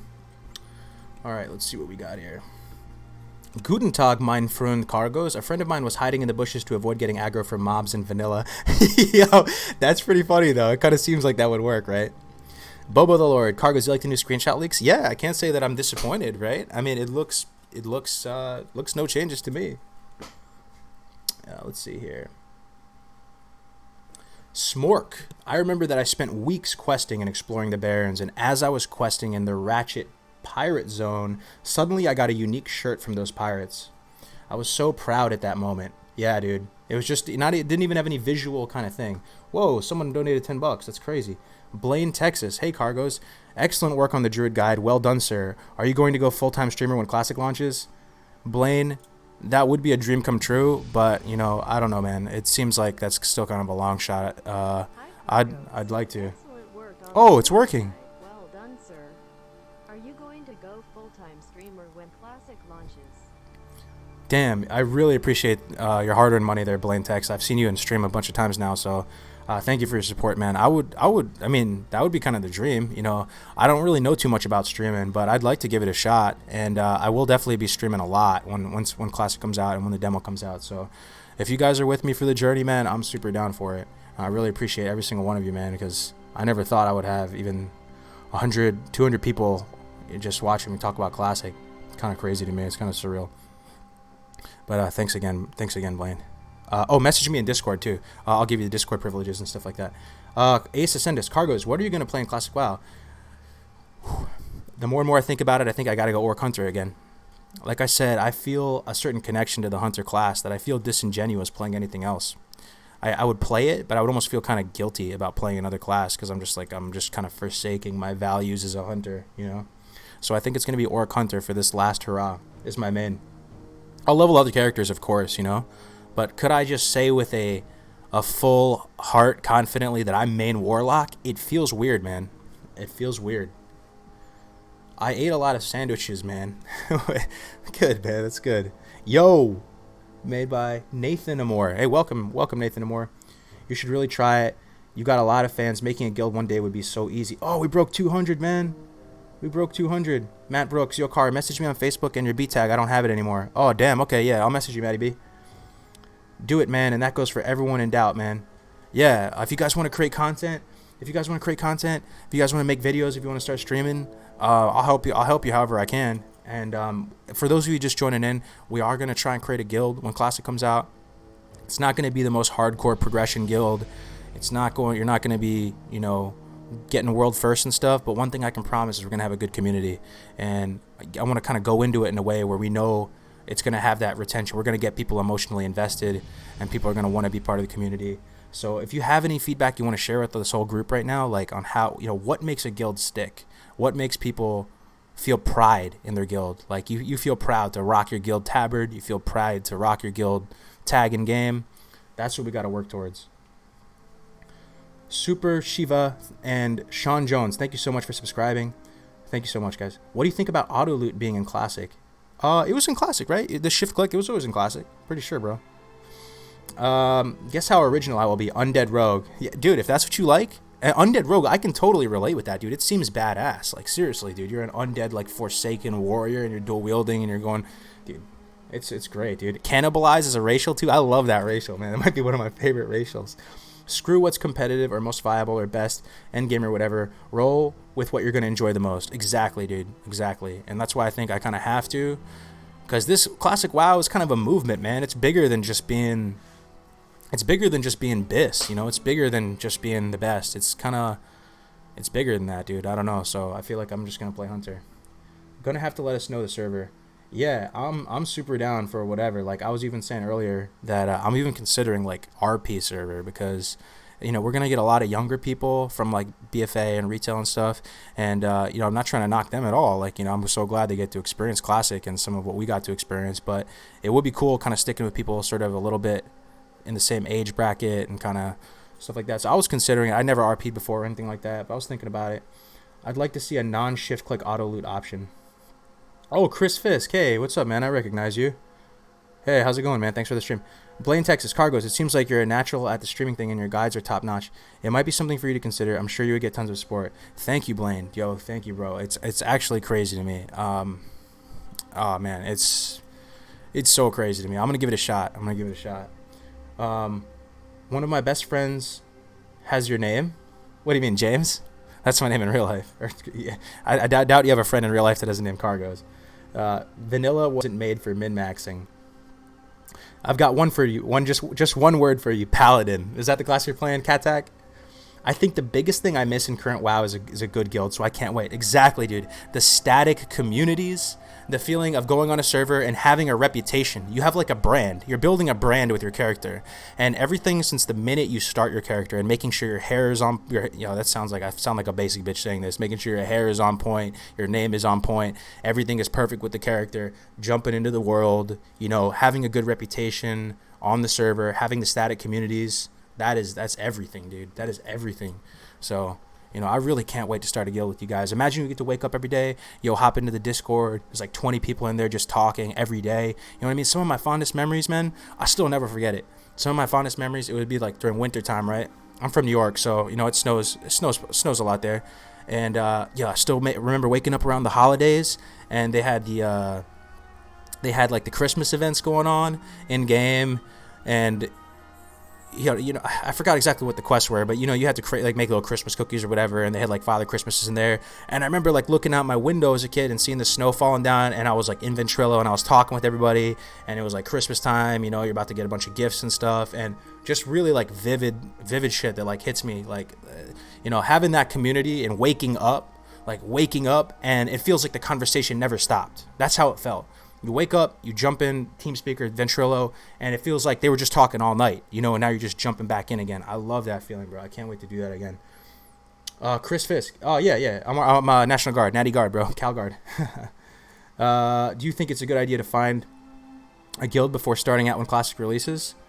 I don't think it's a bad idea. The people that are here right now, we're kind of here. This is the calm before the storm, right? Like, it's only going to get crazier once they launch the thing. So kind of getting together with people right now who have similar goals and ambitions for Classic and stuff. Yeah, I don't see that. That's not a bad thing at all. Just like having that OP twink on the server that every Warsong Gulch pleb fears. Ace Ascendus Cargo's my home is the Horde as Undead Rogue and Orc Hunter, but my friend is going Alliance. I really want to play with him. If you were in this situation, would you go Alliance for your friend? I would, bro. I would go Alliance for my friend. Hell yeah. It's worth it. It's worth it. Because that guy's going to be part of your life forever, bro. And you can be 50 years old. You'll be sharing a beer somewhere, and you'll still be talking about, your memories and WoW. And that's the crazy thing, man. There's 192 people in here right now. Guarantee you, any one of you, if I just met you at an airport or something, we're waiting on a connecting flight, and we pull up at the bar, and just somehow WoW comes up, and someone played vanilla WoW, you instantly have so much to talk about. And you just know right there, you probably are like 80% similar, So, I don't know. I really like that. Anyway, get him to go Horde, yeah. We're in NY. Just outside, in the suburbs right outside of New York City, Westchester County. So, just a few minutes out the city. Like, everybody in my town, they all commuted in on the Metro North to get into the city and work in, like, Manhattan and stuff. Hell yeah, Marine Corps here in Cali, too. Hell yeah, dude. That's awesome, bro. Are you the Marine Reserve? They have like a guard type thing for the Marines, too, right? Are you active duty? Everyone will play Undead Rogue, go Alliance. I pick server based on latency, then find guild. There you go. That's practical, man. That's practical. I hope we can get an EU community in here. Absolutely. That would be really cool, too. I don't know how we're going to have the time to manage it all and stuff, but all I know, guys, is how cool that would be. Would it be is you wake up, right? You wake up in the morning, brush your teeth, wash your face, shave, do whatever, and then you go into Discord and you just see it like alive. There's like different people doing different stuff, and everybody's kind of friendly. That's what life's all about, man. I would feel like no desire to leave my house if I had that. Like, that was the thing about Classic WoW. Back when I was a kid, I never really struggled too much in social situations. I was always all right with it, and it was okay. And, making friends came somewhat easily to me. But when Classic WoW came out, I pushed all the socialization off the table. Like, I couldn't care less. People were like, hey, man, what are you doing after school? And I was already, gone. I was out the door. I was already, running home, sprinting home to go play WoW. Like, I could care less. And that feeling is great, man. It is great. Once this all rolls out, I'm going to have very little desire to go out into the open world and interact with people. But we got to find the balance. Dude, the thing I'm fantasizing about the most is working with the guild to get Scarab Lord. Oh, are you going for Scarab Lord, big dog? That's crazy, man. What do you think about an adventure guide in Classic? Can you send us a link to that Imgra album? I can't, basically because I'm a streaming noob, and I have two computers. One is over here, one is over here, and like the YouTube chat's over here, so it's hard for me to paste it over there. I gotta find a better system eventually. I'm gonna work towards it. But if you just go to Classic WoW Reddit, it's one of the top things. This Classic WoW leaked pictures on the title. Kungan would probably come back to save EU. Yeah, big Kungan, dude. He's an OG. That is exactly the most important thing about a guild. People doing stuff with each other and having a blast. Doesn't matter what the thing you're doing is. Absolutely. Why would you be in a guild at starting levels? There are no perks at all. You can ask for randoms and meet friends for later. Guilds are only used for late levels. No, that's the thing though, Life Metal. I don't know if you've been in this situation, but leveling up together as a group and like kind of cheering each other on and having some of that competitive spirit, right? Because I can't lie, when I was leveling with my friends, I really pushed to level as fast as possible because I wanted to show my friends that I was good at leveling, you know, like my real life friends back in the day during Vanilla. So I would stay up late pushing. I'd be like, yo, Max is level 32. I got to beat him. I got to get like 30. I got to get to level 36. I got to go harder. And having that kind of camaraderie and stuff. But at the end of the day, you're all looking out for each other, you know. Cargos. One bad thing about pre-cata questing is that you can't do certain quests with your friends on different levels, like BFA, world scaling. That's the only sad part about leveling with friends. I guess. I don't know though. There's always stuff you can do, man. Haha, and that feeling is back. I feel like a kid again. I'm 25 and I can't wait until my last client is done so I can go home and get back to leveling and herbing mining. Fuck yeah, dude. That's the dream. I've never been much of an advocate for anything, yo. You guys can stream clip this or whatever. I've never been much of like a social advocate or anything, or like gone out there with like a sign or something and like protested or just something like that. But if there is one thing that I've never done, I can say confidently I've never done and I will never do. And part of that is just because I am lucky to have good support structure and stuff, like with parents and my wifey and stuff. But I will refuse to sell out that childlike sense of wonder. I never want to like over adult. You know, you got to be an adult. You got to pay your bills. You got to make sure everything's squared away. But I'm always going to be I'm always going to be a kid at heart, and I'm never going to like sacrifice that. And that's what I would encourage you guys to, because I feel like the second you sacrifice your love to play WoW and all this kind of nerdy stuff, it's game over, dude. And I've had some friends that are doing that. I feel like they kind of trick themselves, you know? They kind of trick themselves into thinking like, this is what society expects of me as an adult. I can't be wasting my time with this or that, you know? Just keep fighting that good fight, and I think you're going to be good. Sorry, I missed some stuff. Can Jimmy come out and play? No, he's in a raid right now. Cargos. One bad thing about pre-cata quest. Oh yeah, no, I already saw that. Let me scroll down a little bit here. You do need a guild at starting levels, because at that point you can already make a group, and when you get to dungeons you can already have a group set for them. Yeah, doing guildy runs, man. Guild runs, always fun, dude. Started in vanilla. Buddy had a hunter when I started with Ancient Bone Bow. Wanted that so bad. He looked invincible. It was really cool. Hell yeah, I remember Ancient Bone Bow. Derek Dunn, thank you for subscribing, buddy. Amen. Yeah, dude, amen. Stay 10 to 15 as you grow up. Back just before BCR, Guild had a naked gnome run for a 3k gold prize. So this current WoW gnome run that Blizzard does reminds me of that. What do you mean? They have a gnome run going on? Gotta pay those bills, especially the new classic sub, of course, man. You gotta make sure your family and your bills and everything is squared away and is in order. But at the same time, you gotta always stay centered around that, you know, that childlike sense of wonder. Don't give in to any social pressures for you to like sacrifice that. Just never do that. And be able to be professional when you need to be in order to, you know, make sure everything is good. But at the same time, when you're talking with your boys, if you're talking with your tier ones, you got to be able to snap back into that 15-year-old sitting at home playing World of Warcraft. That really hits home. Oh, someone donated. Hey, dude, I love what you do. Keep up the good work. Kiss from Belgium. Hey, Nibbin, thank you so much, man. 10 euros. Thanks a lot, bro. I really appreciate your hard-earned money, man. That means a lot to me. I love what you keep up the good work. Kiss from Belgium, winking face. I love how the text-to-speech says winking face. That's funny. I like this text-to-speech thing. I always was amazed that streamers could have that set up. I never really understood it until today. I set it up a second ago. Dude, having a guild at any level is so useful. Not because of perks or something, but because you become a part of the community. Yeah, absolutely. Great Gnome Race is a micro holiday. They had a Gnome Run event recently, I think for charity. Oh, that's kind of cool. Epic 40-man raids on Hogger coming back, boys. And put in the effort to get to know people just by chatting and being social. It's going to be so worth it. Pure networking. Yeah. Yeah, so man, it's really exciting stuff, man. I can't believe after all these years, it's really coming to a head, man. I hope we don't have to wait too long though. My conservative guess is that I think Classic's gonna come out like quarter two 2019. I do think Blizzard has their heart in the right place and they're trying to make it happen. And you know, it's basically because of our vocal community that this is even a thing. So it's crazy to see how it's evolved in that way. Shaman leveling guide next, please, good sir. Yeah, go vote. I put a little poll up on the community tab about what guide you guys want next, because I kind of want to make videos that way, just see what you guys want, and then I'll just go make it. Let's see. Let me see. I had some talking points here. How do you guys think BFA players are going to react to WoW, though? That was one thing I was thinking about.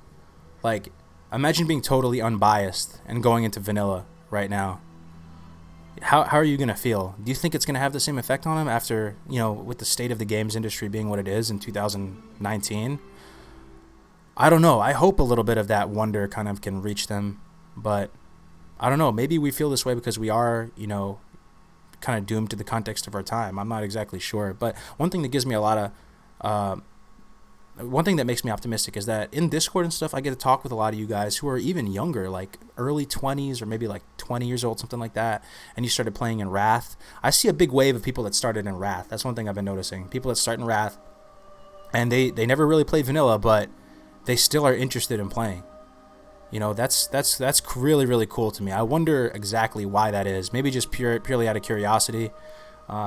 I hope that vanilla can still have that lasting impact on people, though, even in 2019.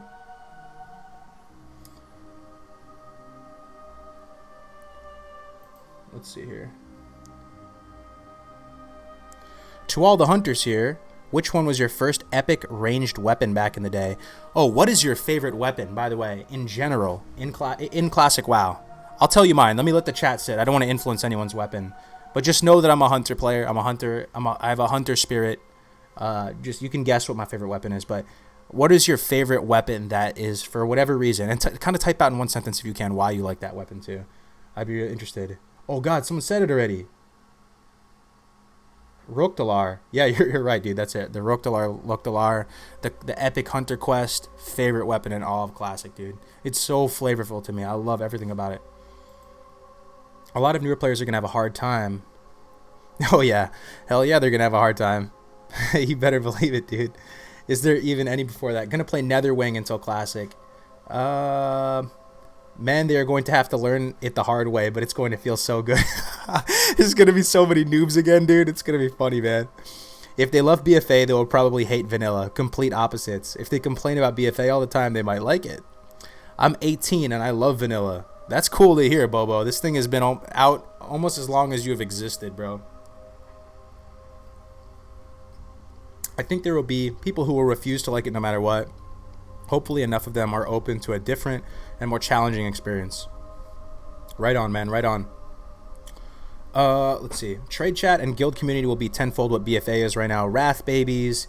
It's going to be slow for a lot of retail-only players, and most of them will probably give up. Let's see. I was one of those Wrath babies that is really interested in Classic now. One of the reasons is that you got to experience some of vanilla through leveling and questing.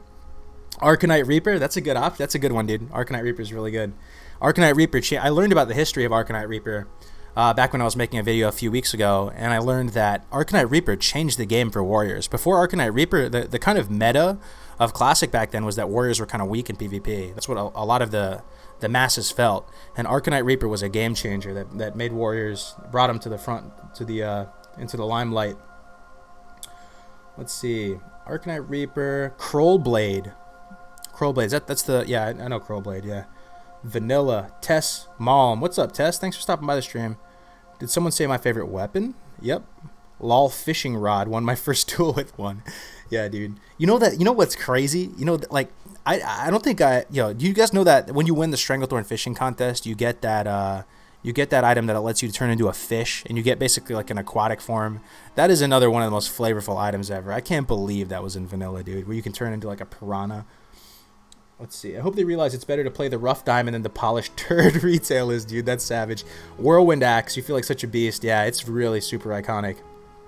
Cruel Barb. Hell yeah, dude. You're an Alliance player then? You're 16 and you think vanilla is good. How do you even like know of Vanilla WoW if you're 16? How did that happen for you, Olas? I'm curious. Classic is straight up just a better game. We need adventure journal in game, or people are gonna lose track on what to do next. No, no, dude, I can't. No, please, no adventure journal, please, bro, please, no adventure journal. AR was a Arcanite Reaper, right? Arcanite Reaper was a game changer for warriors. Hell yeah. Corrupted Ashbringer, one of the greats, dude, one of the greats. I remember wanting dual Skullforge Reavers. What is that? Skullforge Reavers? That doesn't ring a bell to me. Because they sheathed on your back. Oh, that is so true. Good point, though. The way weapons sheathed. That was a thing. I mean, that happened with some of the ZG weapons. Or maybe it was ZA I'm thinking about. I know in TBC there was some really cool like one-handers that shielded on your back, that sheathed on your back, and you're absolutely spot on. It made you so jelly, and it made you want them so bad. Mage Blade, bro. Does anyone have a link to the pictures? It's on Reddit. You just go to Classic WoW, or Reddit Classic WoW. You'll see them. There's a bunch of pictures on there, dude. That's the point of it. Not meant to be easy. It's meant to be hard, like Classic was. I thought it looked so badass back in the day. Yeah, Arcanite Reaper. Oh yeah, dude. Zinrath movies, dude. Can you? Oh man, classics, dude. I love going into fish stealth. What do you mean? You can go into stealth while you're in the fish form. Let's see. My favorite weapon was the Warrior Quest Whirlwind Axe. Very iconic, yeah. And the struggle of getting a Whirlwind Axe, dude, is very, very epic. These class quests, some of them are genius, dude. What are some of the best class quests, do you think? I think the Voidwalker one was excellent. I really enjoyed the Voidwalker one. Let me think. There's the Varigans one for Paladins is pretty epic. It's really, like, long, though. The Hunter class quest is pretty cool, too. Having to tame a couple different beasts in different areas. I did like that one. The Bearform quest was good. Stuff like Defensive Stance, I don't know, it's not that memorable to me. I kind of even forgot what it was. Unstoppable Force, yeah, dude. Ice Barb Spear, Unstoppable Force, it's that good stuff. Hello, Ryan Pietro. What's up, buddy? How you doing today, man? Thanks for stopping by. Lil, Phantom Blade, man. Heck yeah, thanks for stopping by, Lil. Man, Classic had so many machinimas. I loved sheathing on a girl's back. Eggplant, lol. Let's see here. Kel'Sarar, that's an iconic one for sure. I want to make a iconic one-handed weapons video as well. I did the two-hander one. There's ones I wish I included in that, though, to be honest with you. Like Whirlwind Axe, that is iconic AF, dude. I wish I included Whirlwind Axe on that list, but there will be time. The Priest weapon, Benediction and Anathema. Oh, dude. Again, that's in the same vein of Rok'Dalar, Lok'Dalar. One of the greats, dude. One of the greatest weapons. So flavorful, dude. Fell Stalker, Warlock Quest. Hands down. What, the Fell Hunter? I kind of forgot what it was. Voidwalker was good, yeah. Oh, dude, Zerker Stance. Yes, dude. Yes, absolutely. Where you have to kill Big Will, right? You have to use Big Will. And I only, like, somewhat recently, we're talking in the last couple of years here, realized about, like, how you can use the hamstring method on Big Will. I struggled soloing him before, dude. Poison Quest as immersion is great, but the Tower and Barons is annoying without any help. Yeah, it is possible to solo on both Alliance and Horde, but the Poison Quest is kind of a nightmare for sure.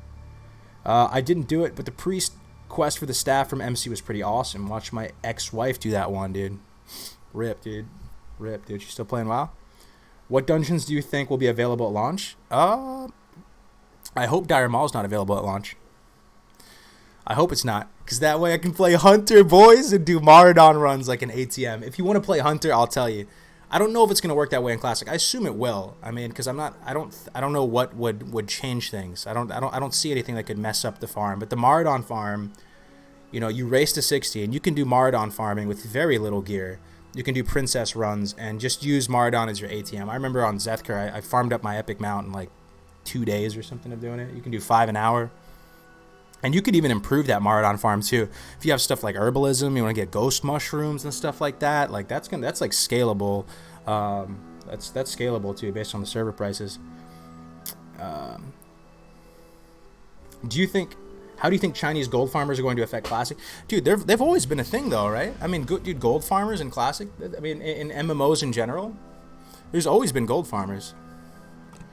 There's always been gold farmers. I don't think it's going to change anything, bro. It's always been like that. I still remember back in the remember Susan Express like spamming in trade chat all the time. Mograin's Might. Scarlet Monastery was amazing, dude. Favorite dungeons, go. Favorite dungeons. For me, that's the thing. It's kind of an unfair question because the second I say one, I regret it and I think it's another one. But BC came out before I hit Endgame Vanilla. I'll need a one hand and a shield guide for my Rec Pally, which I've never tried before. Yeah, I really hope those mechanics are in Classic, man. The Imba Hunter farm is going to get nerfed in Classic if it gets out of control and everyone rolls Hunter all it's just a farm.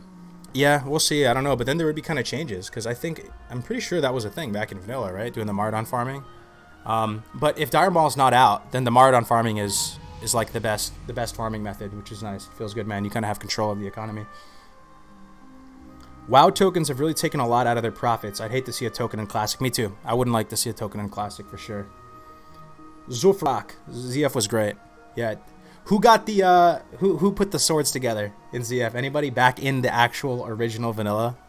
That used to be so cool, dude. Sultraz the Lasher or whatever in the other one. Ace Ascendus Cargo. So since you are a hunter, do you have memories of making people salty in Uldaman by winning all the items? So many hunter weapons. Yeah, dude. The original meme, every weapon's a hunter weapon. Dude, felt so good, man. I mean, this didn't happen until like private servers much later, but even getting stuff like Dalrens or even like True Strikes and stuff when the rogues are like crying. But sometimes it would happen in reverse, like a warrior would get your crossbow or something like that. I still remember being so upset when a warrior got my Black Crow out of UBRS, dude. Feels bad, man. Private servers nerfed the mage BRD farming too. Yeah, they did. They now like root you, right? You can. I don't know if you can do the rogue pickpocket BRD farming. That's kind of a really flavorful farm. Remy, what's your thoughts on the community's reaction to the grindy nature of Classic WoW? Do you think the modern audience can bear it? I don't know, dude. I don't know. We are we are very much, millennials and Gen Z. I mean, we're millennials too, right? Most of us, I think.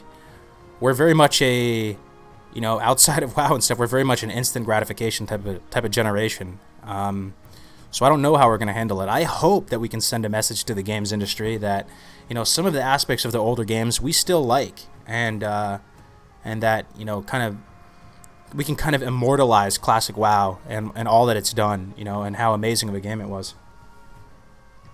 How hardcore no changes are you? Seeing people complain about updated graphics being enabled feels kind of ridiculous.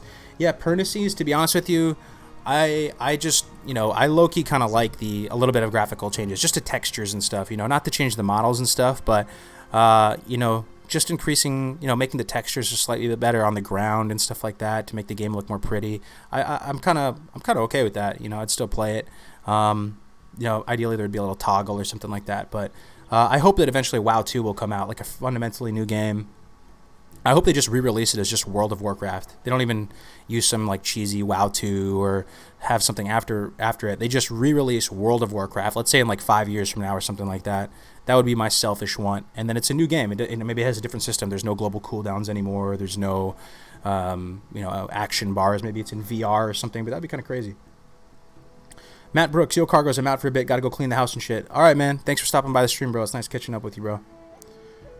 I just tuned in, but I'm really worried that they won't implement progressive itemization. You should make a video going in depth on how that affects the game. Yeah, I could, Dizzy. I'm not really too knowledgeable on that type of stuff, though, to be honest. I'm actually worried I'll burn out while leveling because I only have a fraction of the time available to play that I used to have back in Vanilla. That's the thing, though, bro. Just enjoy it at your own pace. Just enjoy it at your own pace, What else are you going to play that's going to provide you a more awesome experience, You come home, you have a few minutes to play. You log in, you hear the Elwyn Forest music and the ambience, or you're in the Barrens, and it's just you and the world, and you're out there leveling. I can't think of a game that's going to provide that kind of experience for me. If I had limited time to play, you best believe I'll be playing WoW. World of Diablo, it'd be kind of cool. I definitely like Diablo. I played Diablo 2 back in the day. I don't know if... Hey, what's up, Connor? I don't know if you saw, but they're keeping the exact same view distance as Vanilla. Yeah, there you go. That's good. Good stuff. Bring Black Dark Souls RPGs back and let us get rid of loot boxes and skins. Yes, World of Diablo, then we can have both. That's one thing I've said a couple times on stream. I think eventually, at some point, it would be really cool to have an Iron Man server where you only have one life. you know, it'd be really punishing for sure, but it would just really uproot everything we know about vanilla. The meta would totally change. Different classes would be viable. No one's getting 60, I don't think. I mean, it would be insane if you got the 60. It would be that much more of an accomplishment. And, you know, it's something that would kind of run alongside the other regular servers. So, you know, it wouldn't be for everybody. But, you know, Diablo has the hardcore mode. It'd be similar to that. Kel Sarar, as a warrior tank, it was just amazing. Doing quest and finally getting it, you knew that was it. The ultimate tank weapon. Amazing design. It did look really cool, too. WoW Classic is a completed game already. You can see it by screenshots. All items and graphics and terrain is there. Nothing gives me any hint that it isn't complete.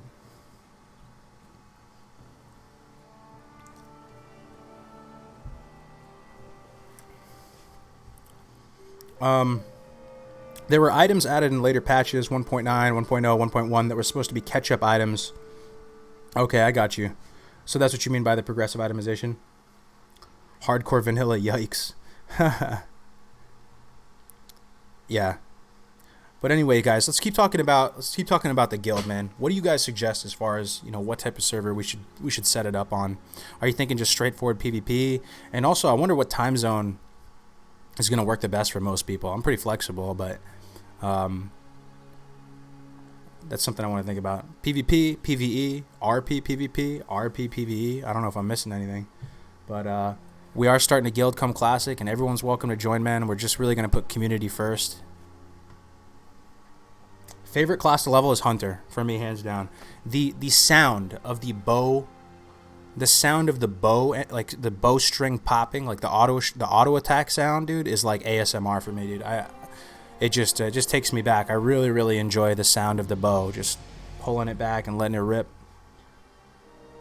Dude, now that you mentioned it, the best thing about Vanilla is not even the community social aspect, but the amazing atmosphere of the world because of the old day-night cycle and weather system. So true. I love the weather system, dude. How sick was it being in Loch Modan, and you know you're on your level 14 Hunter, and you're doing quests, and then it just starts raining on you, in addition to all the other ambience and music and stuff like that. The weather effects are really great. And someone said it a while ago to me, but I keep regurgitating this one quote because I really think it's such an elegant way of describing it. But if you were to toggle off your UI and kind of just scroll in all the way and look at the world, any part of the world at any time of day, just screenshot it, it looks like a watercolor. It looks like a watercolor painting or something. It really holds up. It was just genius the way they stylized the world. Genius. I think your new guild should be called Jehovah's Witnesses. Whitenesses? Oh, dude. It's crazy, man. You want to be excited about getting epic loot from MC, don't you? MC loot's awesome, dude. Finkel's Lava Dredger. One of my favorite weapons there. PvP, and I'll have to go Alliance because I'm Pally. See you in the world. Uh-oh, Sean. Shots fired. He's going to be ganking us. Landing a two-handed mace crit, the sound of your character groaning, the loud thud of the weapon, and the sound and look of the text popping. Man, it does. I feel you on that, dude. We're like, you know, DEFCON 5 as far as nerdiness here, but I definitely agree with you, dude. I definitely agree with you. Those things bring me back. And WoW has always been just a very therapeutic for me, you know, even throughout high school, even in college and after college, you know, it's always been something to turn to. It just relaxes me, puts me in a zen state of mind, makes me feel good again. Rogue, I love standing in stealth inside neutral quest givers. They right click, bite me by mistake. Oh yeah. So you're one of those rogues, dude. You're one of those rogues. Always those annoying rogues killing quest givers, right? In Westfall, killing Farmer Saldine. that was a thing. Oh, we got a subscription or something.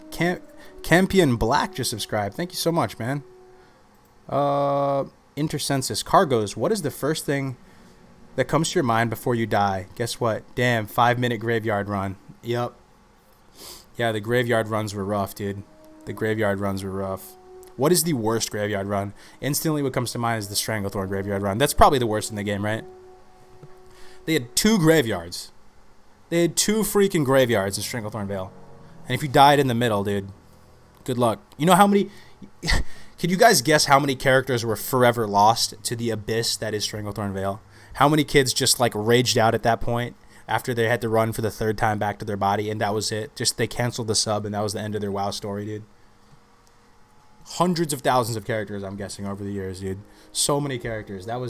Dude, that's the real graveyard right there, the player graveyard. Stranglethorn Vietnam. I literally just got exalted with AV here on Northdale. Unstoppable Force incoming. My favorite guild name I ever saw was during BC. It was Lincoln Wiped Oprah. What? There's some funny guild names, I have to say. I'm main healer since Wrath of the Lich King, but screw spamming chain heal rank 1. I want to play warrior or mage. Switch it up. So you guys all going to try different classes, you think, as a main? Are you looking for the fresh experience, or are you looking to recreate the original experience? That would be an interesting poll. I'd like to see where people stand on that. Do you want a fresh class, or do you feel like, or did you have a great time playing your main back in vanilla and you want to do it again? The starting zone of gnomes and dwarves. Really? I don't remember that one being too bad. You mean like over after you leave the original area, right? Like over by the trolls on the west side of the map? What's my favorite professions? Absolutely engineering. I didn't choose engineering back during vanilla, and I remember my buddy Chris. He chose engineering.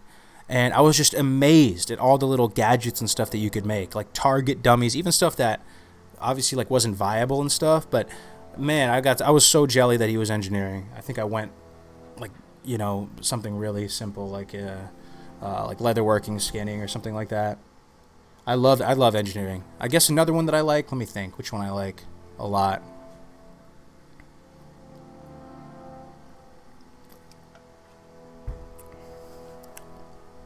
Enchanting. I like enchanting. It just feels so good being able to convert greens and blues and stuff into enchanting materials, and how people would hit you up and ask for that sick chant. Being an enchanter, it felt really good, man. Having access to the rare, enchantments and stuff like that. I was always jelly of enchanters. I was never really an enchanter, so maybe that's why I kind of envy it and think it's so cool. But I might go enchanting this time. All right, let's see what people said. Make a straw poll. Yeah, we could make a straw poll for that. We might actually do that. That sounds kind of like a good idea. Straw poll.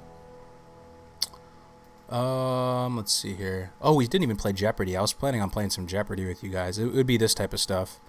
It would be like, or what was this one? This one was like races. Typically known for their skin color being a shade of purple. Kind of fun, silly questions like this. Doing viewer Jeopardy. Lost track of the time there. It's the Druid Guide. Where is straw poll, man? Straw poll. Okay. R.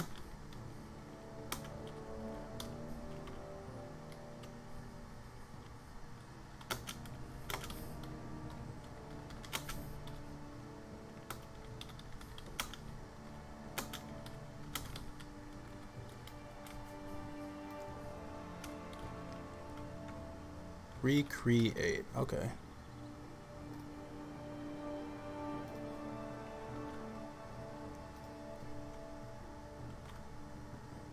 All right, I'm gonna put it in. I'm gonna put it in the Discord. Damn, I wish I could put it in YouTube, but I'm not. I have it on the other computer. If you can, just go into the Discord. I put it in general. It's a straw poll. That'd be interesting if you're trying a new class or you're gonna recreate your old character. I know my buddy Max, for example. He is dead set on recreating his original Warlock. And even for me, even though I'm excited by the prospect of other classes, I have to stay true to my original main. Anything new here on Classic WoW? What is this? Say the line, Blizzard. Sigh, no changes. Explosion of cheers. Yeah, it feels good, man. A lot of people are happy that there's no changes here. Doing it all again after leveling a rogue to 60. Best 2 name I saw was Aways with a pet called With Wings. That was a cool aspect of Hunters. The fact that you could kind of make a pet name that would match or like complement or be funny compared to your own name. I really liked that, being able to name your pets.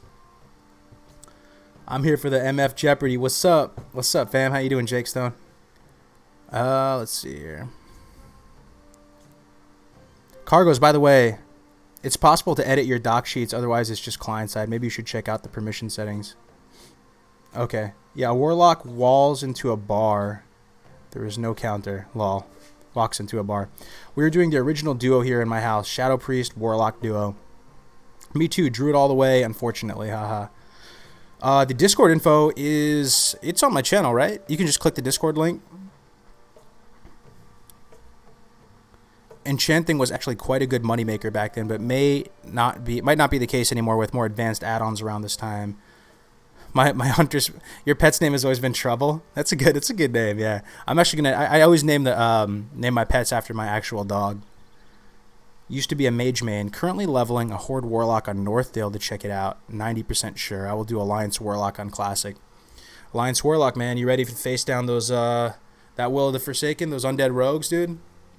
You get a guild real easy though. There's always a demand for Alliance Warlock, so you may have the good life in that sense, but you're gonna have to deal with some rogue trauma for sure. Someone hosted me on Twitch. Oh my god, dude, that's crazy. Who hosted me on Twitch? I don't think I've ever been hosted before. Whoever's here on Twitch, yo, thank you so much for checking it out, man, giving me a shot. I pretty much have nobody following me on Twitch, so the fact there's people there over there, man, thank you so much, guys. Thanks for letting me know too. So let's see here. Warlock on Alliance is less played than Horde, so you would probably get raid spots easier. Oh yeah, much easier, dude, much easier. Discord isn't in the video description. Okay, yeah, I'll throw it in there.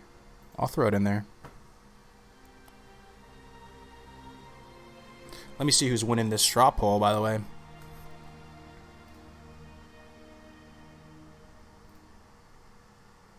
Wow, it's exactly tied. Half of you want to create a new character, half of you want to recreate your old character. That's crazy. We gotta have a tiebreaker. It's cool though to see the split, I gotta say. That's cool, man.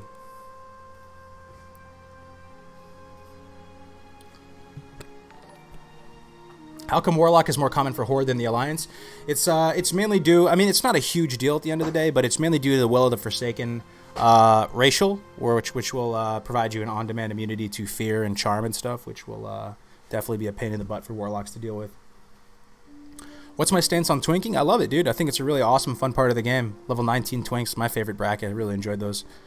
I made a couple twinks over the years. The most terrifying thing in all of vanilla is watching a Warlock or Hunter that had never stepped foot in a raid instance summon their pet during an encounter. Yeah, dude, that's I think that's the origins of the Huntard meme came from vanilla. Is there a quest tracker in vanilla? Yeah, you can download like Questy and stuff. There's Questy. There's a couple other ones too. Yeah, vote on that though in the Discord if you can, guys. There's a poll in the Discord asking, are you guys gonna recreate your old character? Are you gonna just stay, pay allegiance to your old original main in vanilla, or are you gonna try something new for the first time?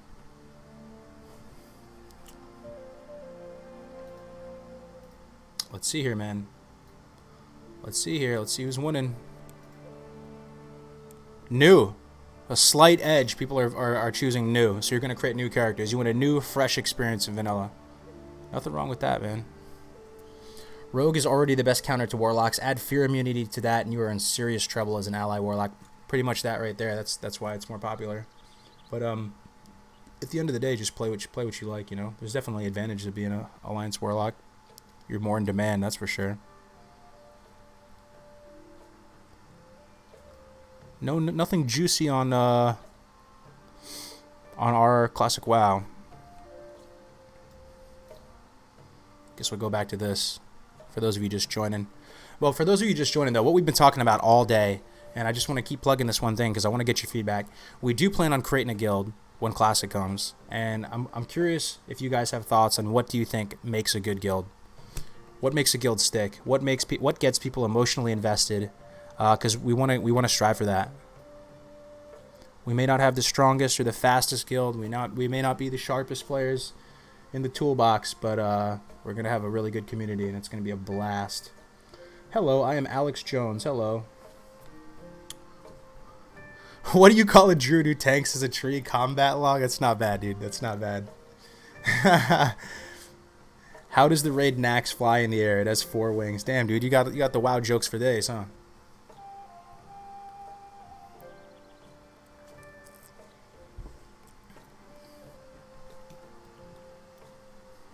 I can't decide on a character because each time you make a guide, I think, yeah, that's what I'll play.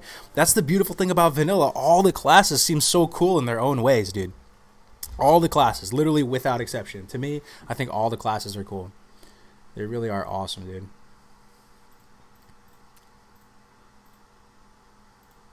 Cool and smart guild leader. Classic is amazing. Hey, I'm sad because I'm EU and you're NA. Strider, yeah, that is, that's one of the advantages of the private servers, that you can all play together. But hopefully we can find a way to create an EU guild and an NA guild. That would be really cool. 39 Twinking is where it's at. I want my Orc Shaman back. He was rank 6 Stone Guard. What was the highest rank you guys got in vanilla? Be honest, yo. I'll tell you right now, mine was what was it? Rank, I forgot what the rank was. Blood Guard, whatever that is, like the knight lieutenant rank. Yeah. Haha, yeah, Sam, I've wanted to level both a rogue and a warrior after watching your guides. Thanks, man, I appreciate it. Yeah, you guys are welcome to join the guild, man. If your heart's in the right place, you want to have a nice, strong community of people to play Classic with, we're definitely going to make it happen. We're definitely going to make it happen.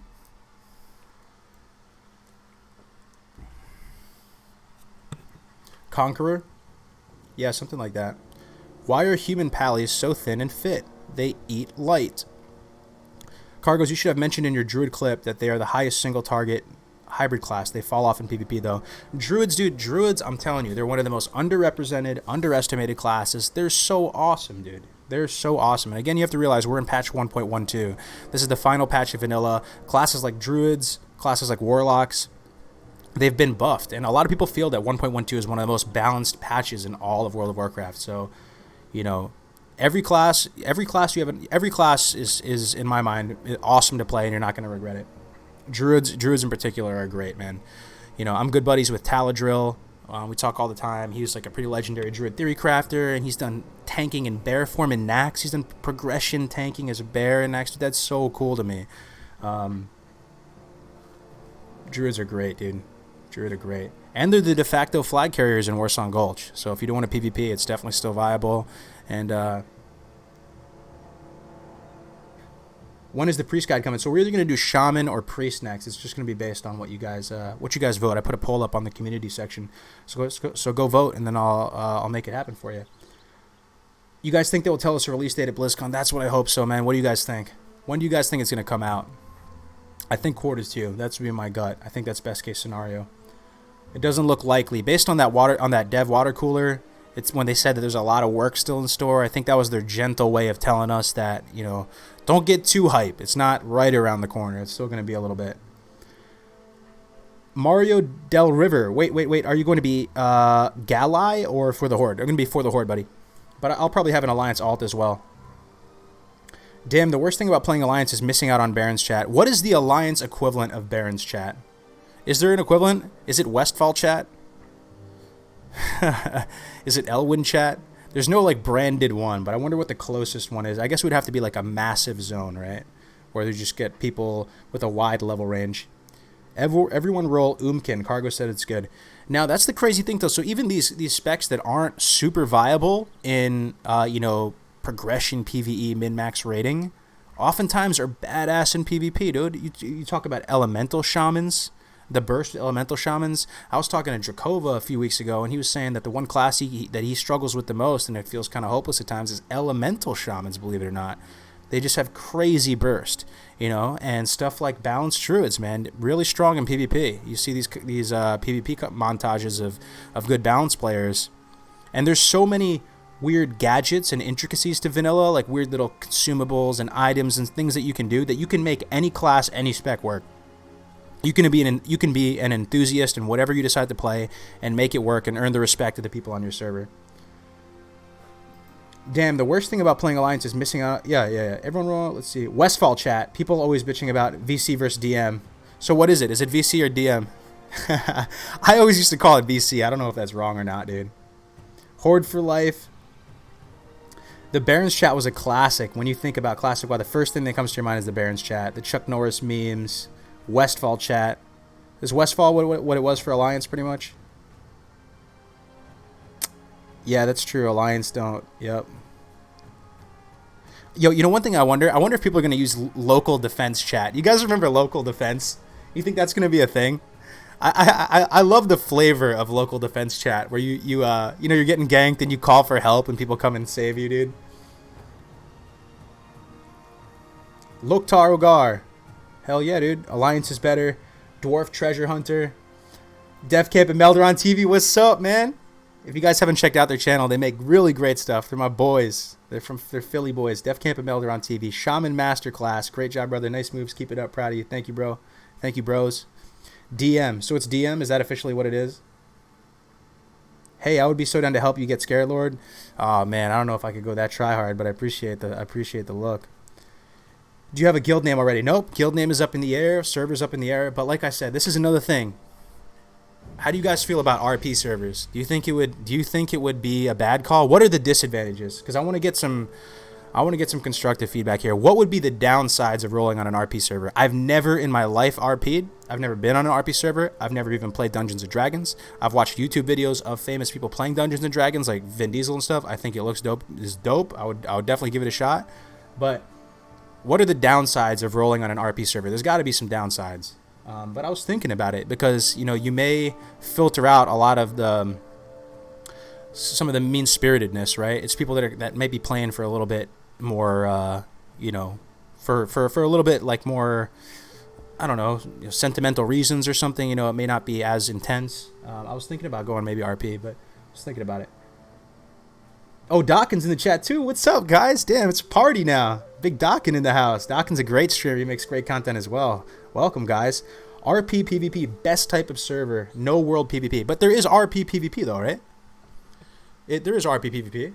That's a thing, right? Well, do people like actually slash bow and stuff in world PvP? Is that a thing? Because I wouldn't so much do that, right? I don't think I would actually RP and go through like the ritual of RP. But I just feel like those people are like cool. Like they would just be really cool people that are into that type of stuff. People cringing out in towns and taverns. Yeah, that's one thing. I've never been there, so I don't know if there's stuff that might rub me the wrong way. I don't know. But I can hang out with the nerdiest of the nerdiest. And I like underdogs, man. I like I kind of gravitate towards, kind of smaller, like marginalized communities type thing. Not to say it's marginalized, but, like RP servers really don't have a downside, just the weird stigma as mentioned. And I'm okay with weird stigma. I'm totally fine with it. I'm as nerdy as it gets. I'm DEFCON 5 nerd level. I said that before, dude. I'm capped out. My nerd skill is 300 out of 300. And I got the nerd +5 expertise. RP yeah, okay. You'll get reported for telling jokes. Role players can be cringe. I don't know.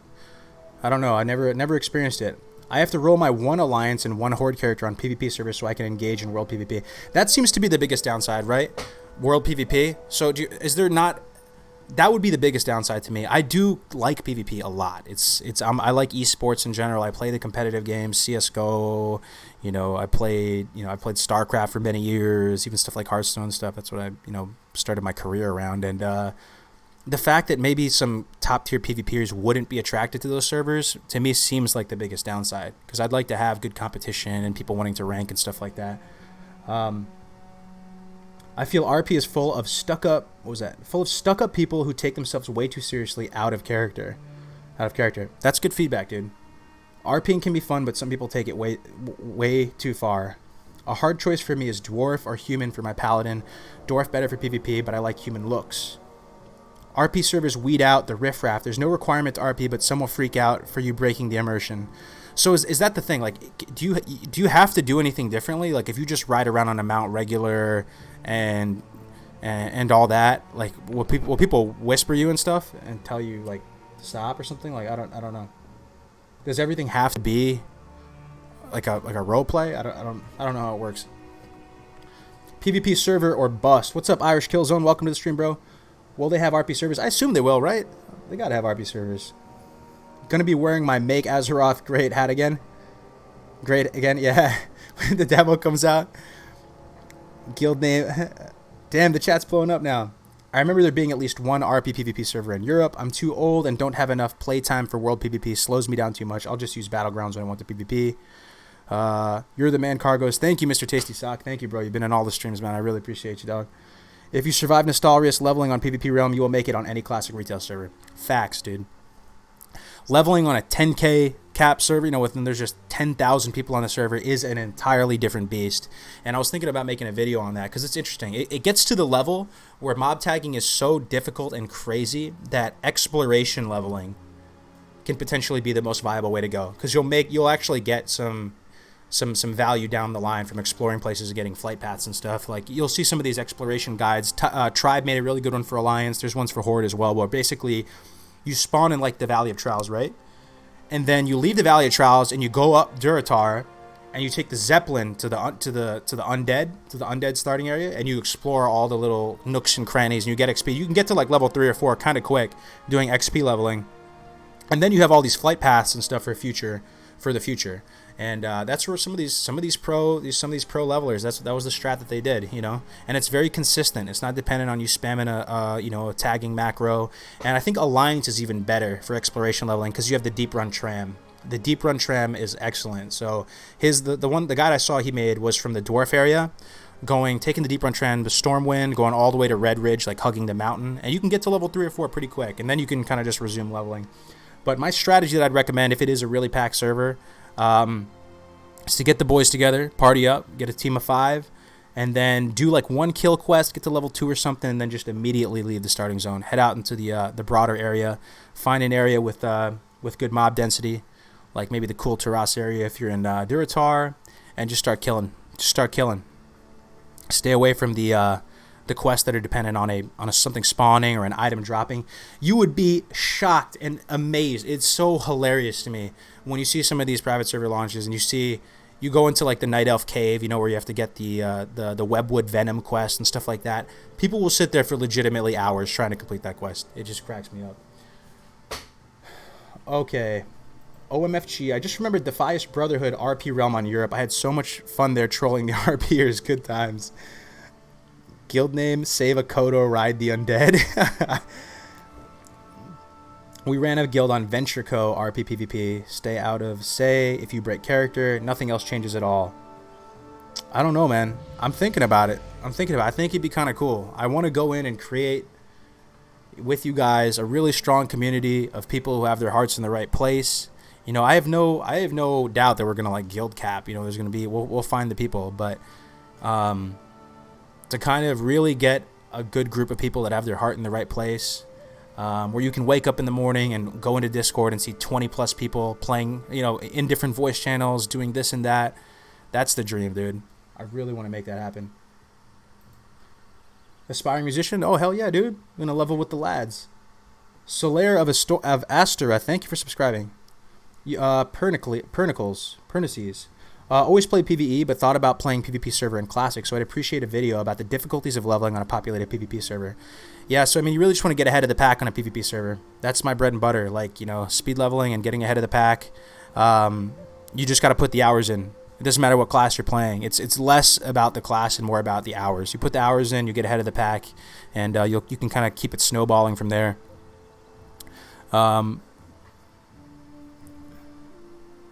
Dynamic respawns so fast you can't even fight in there without getting swarmed. Yeah, thing with dynamic respawns, dude, it kind of takes away from the spirit of the game too. Like, you literally just memorize the spawn locations and you just sit there and you just wait for it to respawn and you just tag it over and over again. I hope there's no dynamic respawns. I don't think there's gonna be dynamic respawns though. Stridar, everyone going light cargoes. About feral tanking. Is it viable after MC? I love druids, but not totally sold on the idea of only healing. Damn, was that? Love your class guides. Best of the best. How do I see that donation? Was that on Twitch? Thank you so much, dude. Thank you for the $5. I really appreciate that. Let me see. So you're asking about druid tanking, right?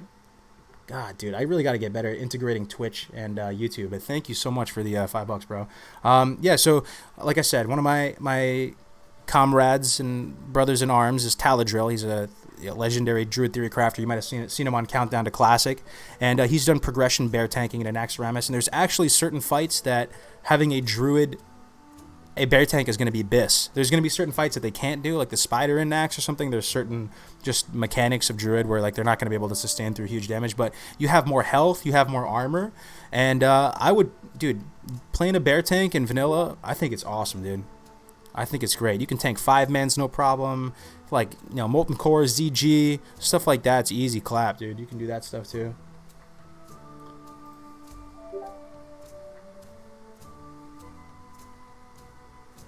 Is the EXP given from exploring in vanilla significantly different from how it is in retail?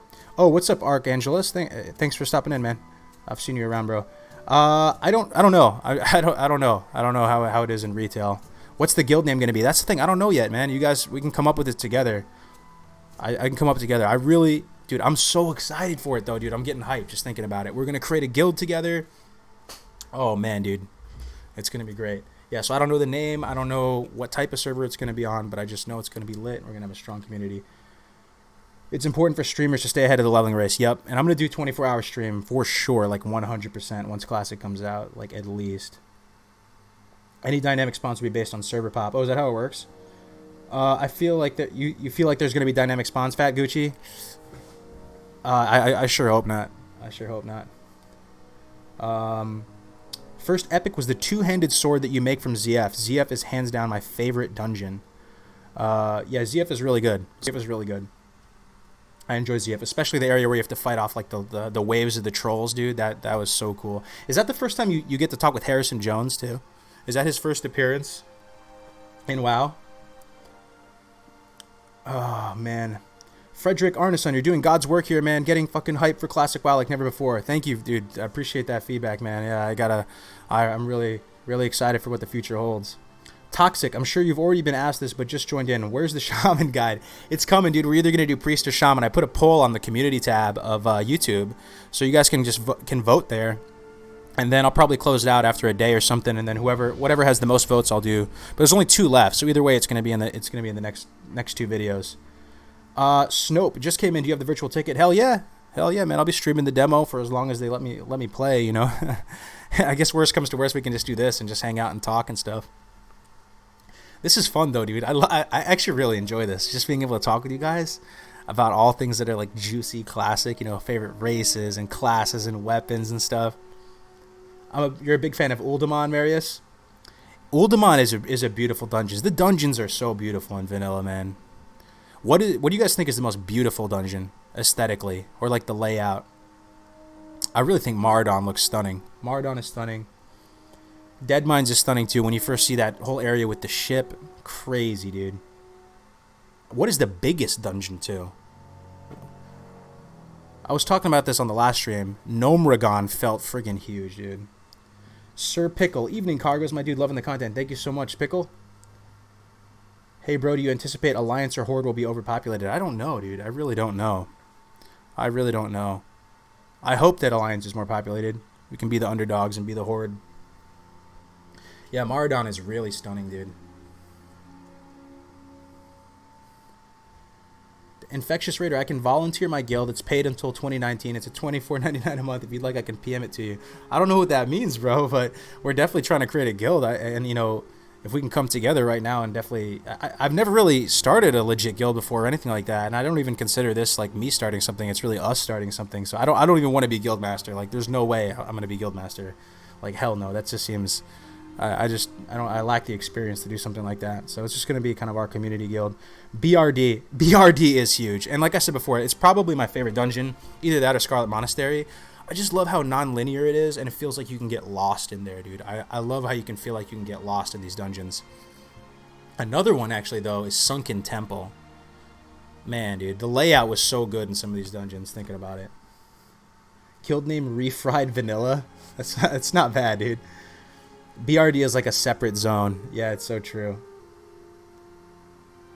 Yeah, Deadmines was awesome the first time. It all opens up and you're like, damn, this was underneath us the whole time.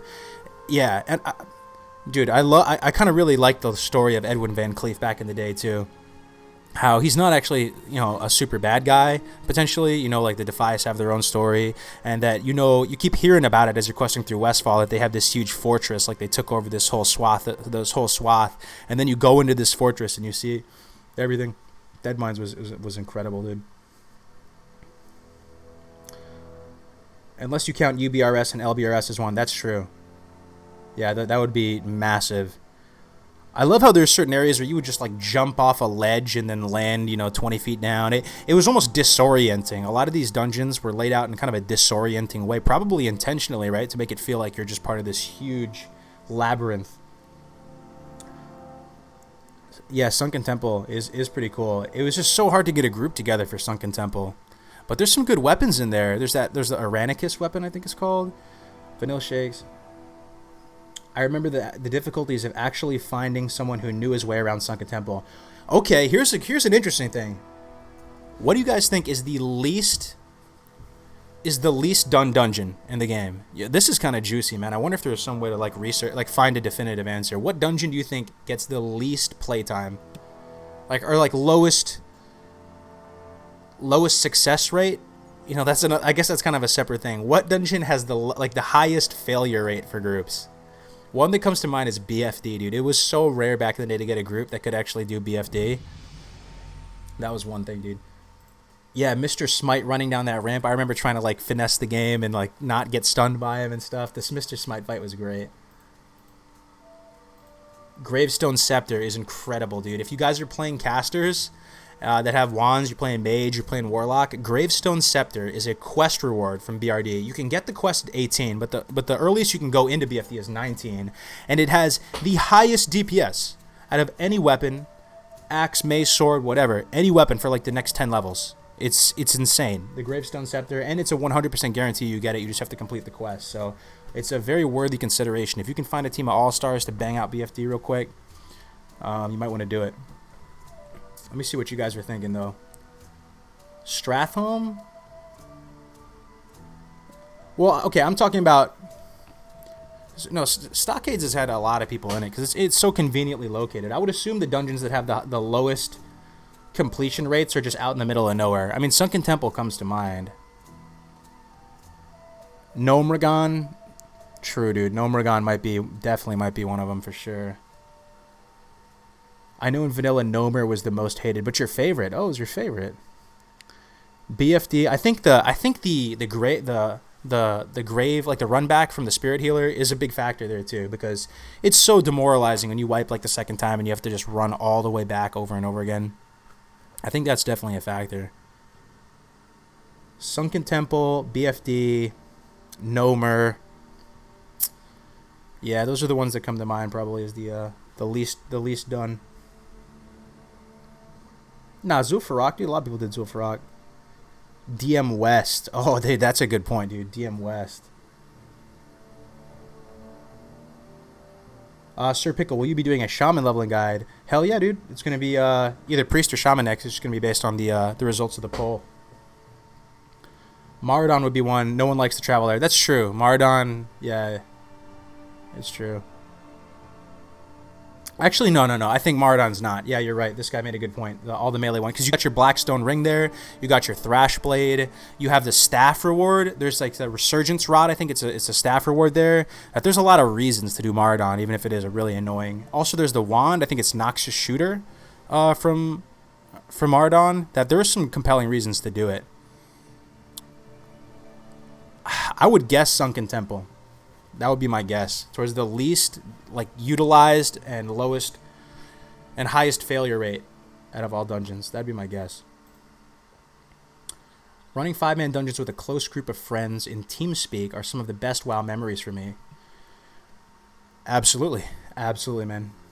Dude, that's gonna be the dream, man. If I can get all the boys back together. Max sometimes comes in the chat, but I played WoW, vanilla WoW with my friends Max, Chris, Alejandro, Jim, myself, and then we had some of our other friends come online a little bit later, like Sam and Cookie.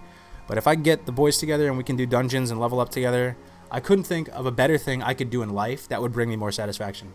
No joke. I could be balling out on a yacht, like popping crystal everywhere, you know. Like I would rather be doing the dungeons. RFD? Ooh, that's yeah, you might be right, dude. I can't even remember RFD, to be honest. Scholomance highest failure rate. That's a good point. But there's a lot of attempts on it though at the same time. But yeah, Skolo was tough, man.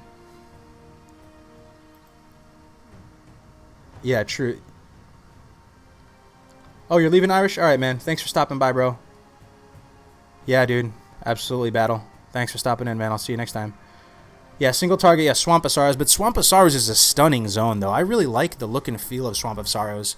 There's some zones like Ajara, Hinterlands, Swamp of Sorrows that are really slept on zones. I don't know if you guys ever quested there, but it may be worth doing them this time around. I did RFD all the time. I really liked RFK. RFK was also pretty stunning. I liked the layout of it and the whole theme, the kind of thorny bramble theme with those Quillbore things. Taming the boar in there. You know, that guy summons that little boar. Let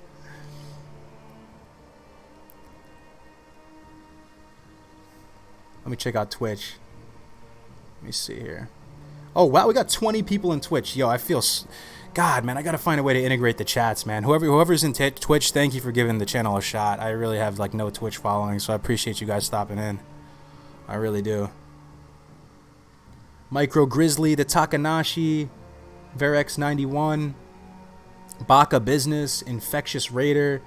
Thank you guys, man. I really appreciate it. If you guys haven't followed me on Twitch, I would really appreciate that, because I think I do have to transition there eventually. I guess that's what everyone keeps telling me. I have no problem streaming on YouTube, though. I like streaming on YouTube.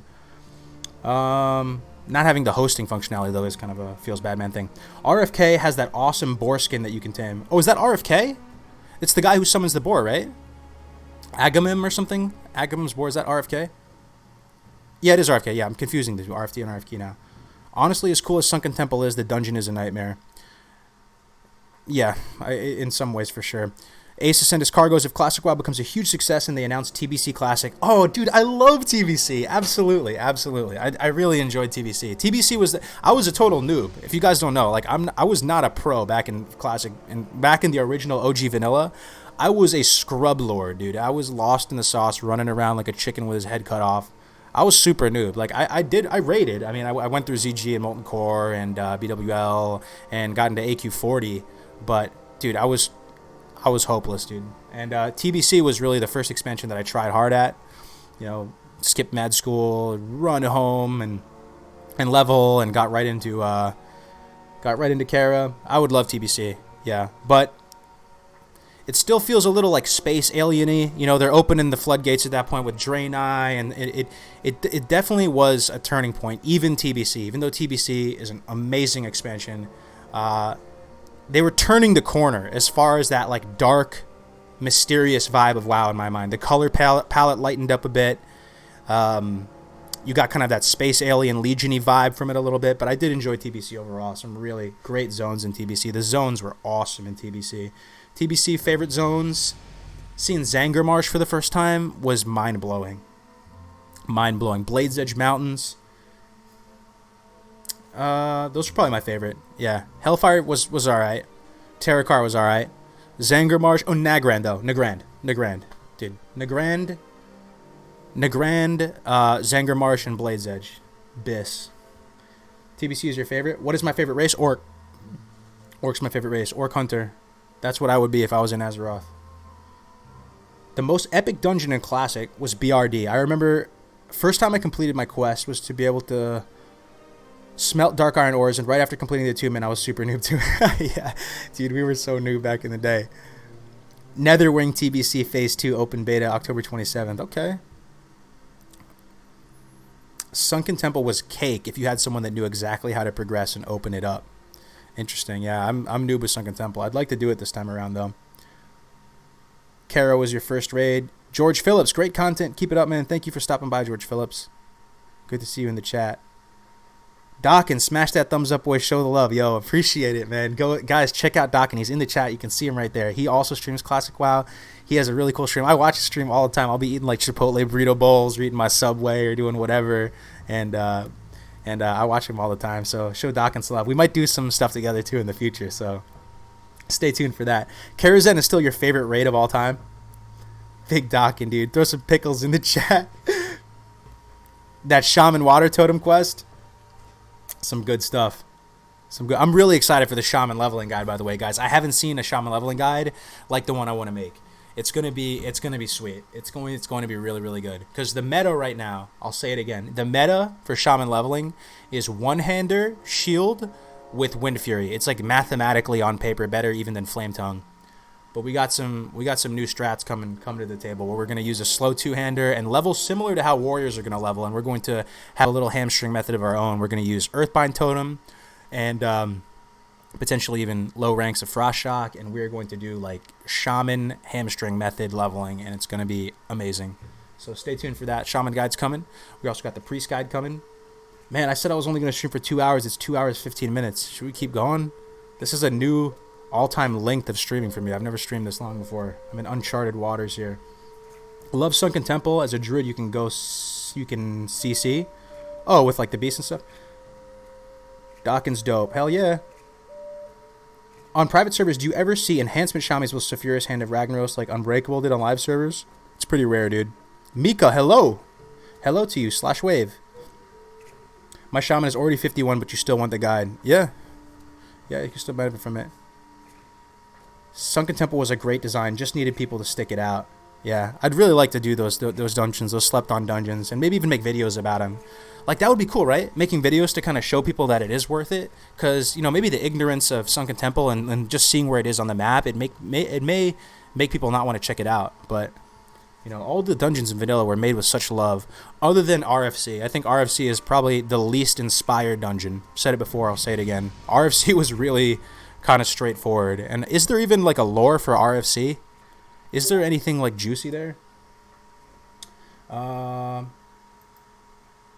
Let's see here. What time zone am I in? I am West Coast. I'm in New York boy at heart, New York City, Upper East Side, Westchester County. But I just moved to San Francisco and bought a house here, so I'm PST.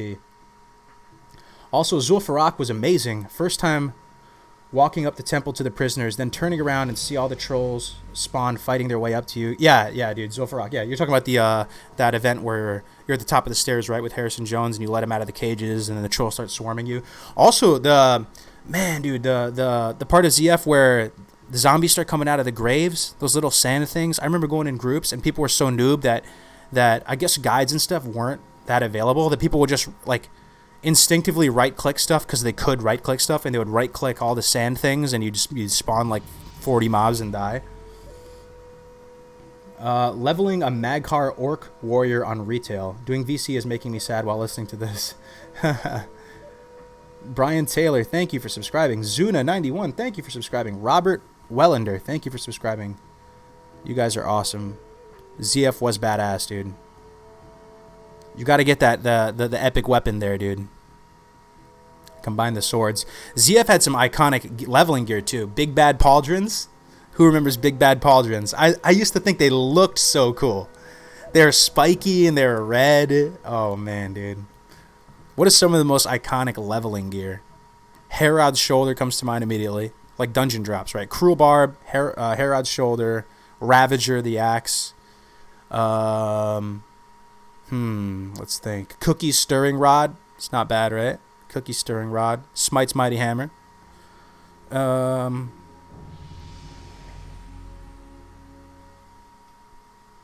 Let's think. That shield in Wailing Caverns that dropped like every single time off the turtle. I forgot what it was called, but that one. It's kind of iconic. The scarabs too, yeah, that was another thing. You AoE those scarabs. Easy wiperoni. Whirlwind Axe, that's a quest though. I'm thinking of stuff that drops in the dungeons. What were like the juiciest things that people wanted out of dungeons? Also, actually, you know, Deadmines had a lot of iconic stuff. The Emberstone Staff, that was another one, dude. That was another one. Carrot on a Stick, that's a quest though. That's a quest. You go get you go kill Gazrilla, and you go to Thousand Needles. Beguiler Robes, where is that from? Doesn't ring a bell. Doesn't ring a bell. Nifty Stopwatch, that's a quest, right? In Badlands quest. Every drop in SM. Well, you got Bone Biter, that's one. There's a lot of good dungeon quests for SM for sure. A lot of those, like, sort of, I think it's sort of Omens, sort of Vanquisher, something like that. Tuscan Helm. Oh, dude, what was that mask called? That cloth mask in, oh, dude, I gotta remember this now. In ZF, there was that, it kind of gave you the kind of voodoo-looking mask. Was it Big Bad Voodoo Mask or something? That was another iconic one, let me tell you. Seeing, like, warlocks with that, dude, so jelly. The Epic Two-Hander, of course. Of course. See the Epic Two-Hander ZF? What was the SFK shield for Paladin? Defia set. Yes, dude. And looking all blacked out and matching and getting that set bonuses. Shout out to those set bonuses, those levelings on the sets that were pre-60 that still had bonuses, dude. Can you imagine how that's just so flavorful that Blizzard put time into making sets and set bonuses, you know, at such low levels. Hey, Nicola, what's up, man? I haven't heard from you in a while. I hope everything's good with you, bro. Voodoo Mask, Skull Flame Shield. Yeah, Skull Flame Shield, dude. Did you guys ever back in the day waste a ton of gold on something? Like I said before, I was a total noob, so I wasted gold. Embarrassingly enough, I bought like Lay of Lilies on the auction house for some like inordinate amount of gold, and I thought I was like the coolest guy ever because I could make a conjured mana root or something. Tass the DK, hey Cargos, thank you for the Druid guide. Just watched it, helped a lot, really appreciate it. Thank you so much, Tass.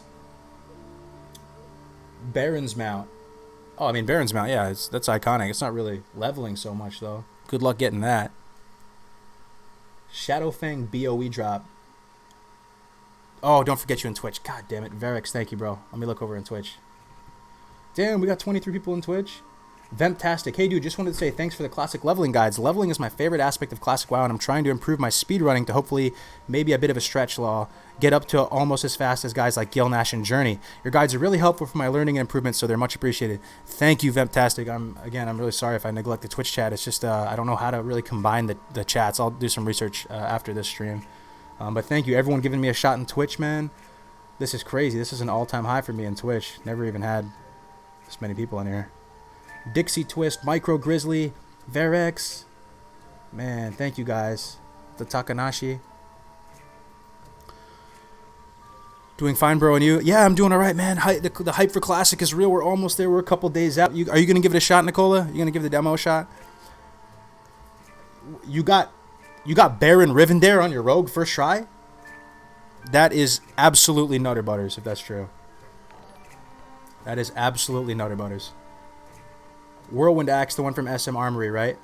No, Whirlwind Axe is the warrior level 30 class quest. There's Bone Biter, which I think is a quest reward. There's Ravager, which has that really unique ability from SM. There's a couple other weapons too. I'm blanking on them. Remember having it on my Orc Hunter combined, being able to have the set just because it was the first male set I was able to carry as a level 40 hunter. How good did that feel when you were putting on your first pieces of plate or mail, respectively, when you got to upgrade your armor? That felt so good, dude. Not only did it look cooler, because there was kind of aesthetic differences between mail and plate. Pop out chat top right. Oh, that's true, dude. That's a good point. I'm not the brightest bulb in the in the closet. I can just put the chats next to each other. Let me configure that actually.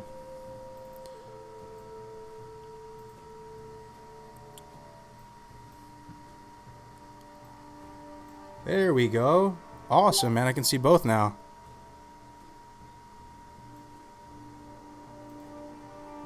Embrace of the Viper? Which one is that? From WC? First time running BRD for 6 hours because no one knew way. Oh, memories. I got the epic from Princess first. Oh, that Princess epic. You guys realize that? Princess can drop an epic. It is super rare, though. It is super rare. It's like 4% or something. That's crazy that you got it on your first try, bro. That is nuts. Yeah, Thrashblade is another one that comes to mind, though. It's pretty iconic. Micro Grizzly says, hi, YouTube. YouTube says hi back to you, Micro Grizzly. First time running BRD, dude. Can you guys remember your first time running BRD? I can't remember mine specifically, but I'm sure it was an absolute shit show. I'm sure it was very rough, to say the least. Oh, man, this is crazy. Draconian Deflector. Yeah, that's a classic. 6 Demon Bag, dude. Oh, yeah. BOE. Worth it, though, for nostalgia and Big Trouble in Little China. Man, there's a lot of chat. This is hard doing both.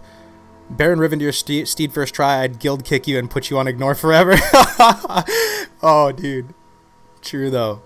True. I saw Baron's Mount drop once during my vanilla time and lost with a 91 roll to a shaman that rolled 100. Feels horrendous, man. Oh my god, dude, to get jebaited like that. I think I got jebaited like that before too. You know what I got jebaited on?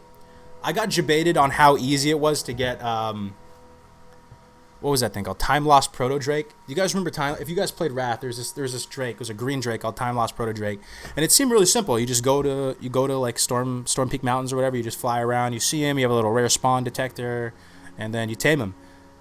I shit you not. My best friend in the world, Jose, we're playing, and he gets it like the very first second he enters the zone. To the point where when he told me he got it, I felt like that was just like a given thing. Like everyone was going to get it. It was some super easy peasy mount to get. And I tried for hundreds of hours trying to get that thing, and I still don't have it to this day. Time Lost Proto Drake. Let's see what we got here. I remember getting the OG Headmaster's Charge. That's another one, dude. What was that? Skolo, right? It was one of the only epic staves, and Warlocks would just run that thing like all day, every day trying to get it. Never drop. It drove many a Warlock to insanity. I got TLPD back in 09. I still don't have it, bro. What were some good war and pally tank weapons and shields were leveling? Yeah, I put a progression for shields and swords in my paladin leveling guide. So check that out, bro. Put some stuff there. Okay, Twitch chat's popping off a little bit. First time in WoW playing Night Elf Hunter, leveling leatherworking, and my character at the same time was around level 10 and ran around farming skins for making level 10 armor as leatherworker. Good times. Shaman hacks confirmed. I remember the Headless Horseman mount. I wasn't even max level yet and got carried in, and it dropped first time and I rolled highest. Nice, dude. Nice. Pally tank, ha ha ha. Epic Dagger. If you have a decent group, dungeons with many quests are worth doing.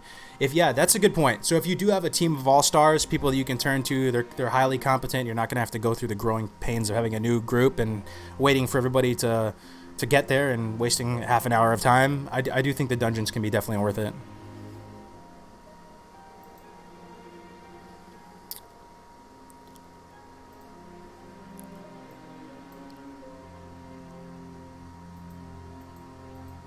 How would you guys rate the expansions?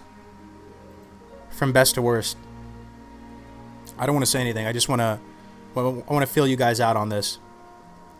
I'm more interested in where you slot stuff like Legion.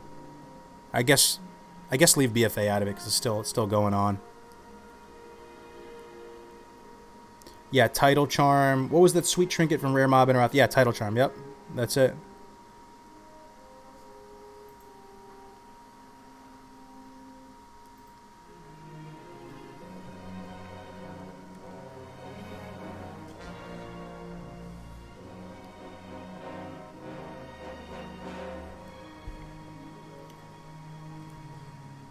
Alright, we got some feedback here. So, Micro Grizzly says, Wrath of the Lich King. So you like Wrath of the Lich King the best, right? Then TBC. Then Legion. Interesting. Mop. Kata. Wad. So Wad was the lowest of the low for you then, huh, bro? Verex says, Vanilla. TBC. Wrath of the Lich King. After that, WoW died for me. Yo. Oh, man. Oh, man. I would probably go Vanilla, TBC, Wrath of the Lich King. For me, that was the trilogy, dude. It felt too different. It almost felt alien after Wrath for me. But I did enjoy Legion, and believe it or not. I know that might incite some rage, but I did enjoy Legion. TBC, okay. So we got TBC seems to be number one for most people. TBC, TBC, TBC, TBC. Wrath, TBC, TBC. So it seems like BC was the best, man. Brian Taylor says TBC best, Vanilla second. Would you guys put TBC over Vanilla? For me, I probably wouldn't because I really enjoy leveling, and I think having leveling be such a big part of the game is a big deal for me. It kind of just changes with expansions. But interesting. You quit right at the beginning of Kata. For me, I know most people put WoD as the lowest, but dude, Kata, I really didn't enjoy Kata so much, to be honest. I at least had a good community of people when I was playing WoD. TBC over Vanilla overall. Club Penguin overall. Karosity in the chat. What's up, bro? Karosity makes great Hunter PvP videos. Check his stuff out. You got plans to make more content, right, Karosity? Come when Classic comes out. Infectious Raider Legion was aight. Brian Clark. Uh-oh. Tread carefully. I'll get shit for it, but I really enjoyed Kato when it first dropped. Oh, man. I like the first couple dungeons in it. Vanilla was just a beta. WoW TBC was the full-fledged god game. Oh, man. Shots fired, dude. BRN RD Burger says Vanilla over TBC, over Wrath, over anything else. You just lump them all into one anything else bucket, huh? Oh, we got some people on Twitch saying stuff, too. TBC, Wrath, Legion, Kata, Mist. The reason I say Wrath of the Lich King is better than TBC is because I played with Enhanced Shamans and no one wanted me for Heroics.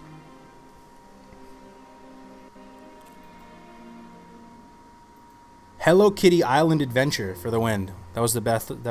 Is that the next WoW expansion announced?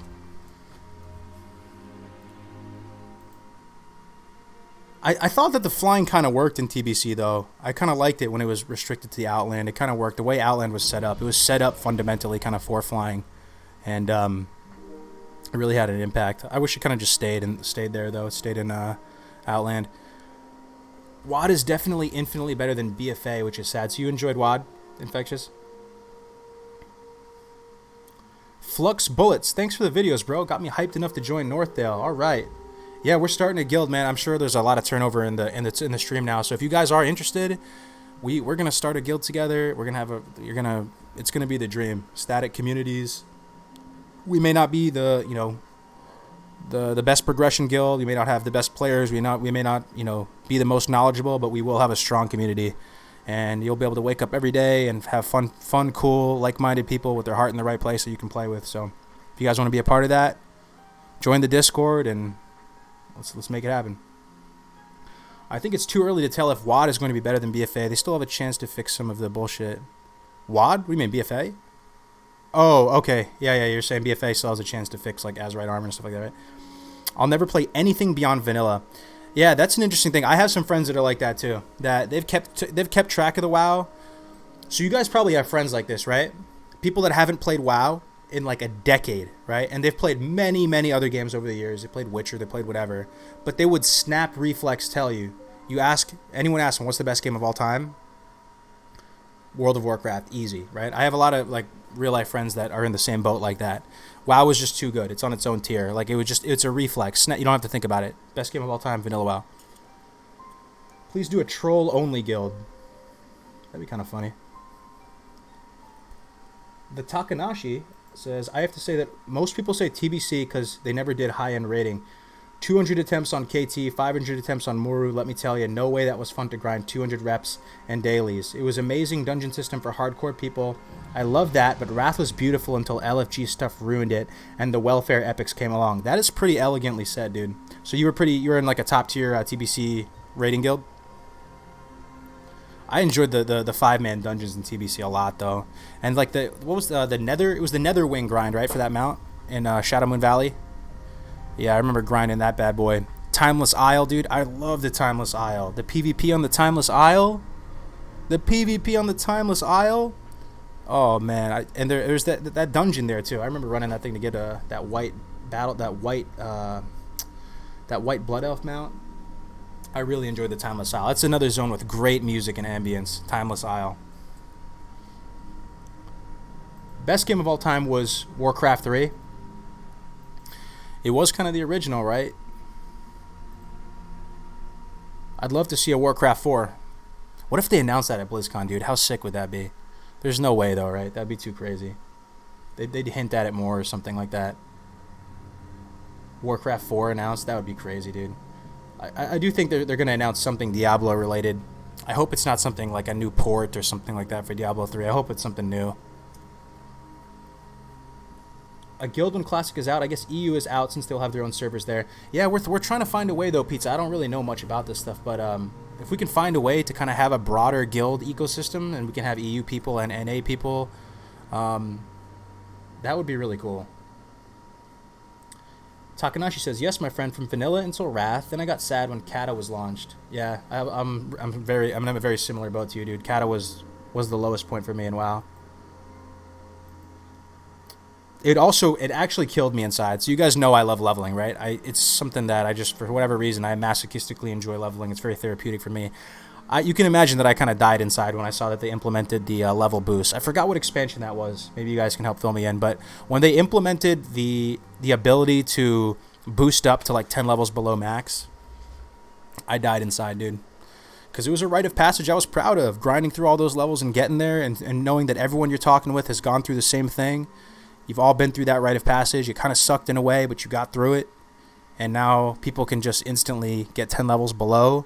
It kind of devalidates a lot of your character, too. Your character's journey, you know? It kind of makes your character seem like less immersive, sort of, you know? It really was a big deal to me. It was a very big bummer for me when they had the level boost in it. And even stuff like when they boosted the XP rates. I know it's probably for the best of the game, but I liked knowing and having kind of a perspective on what people went through to get their character to max.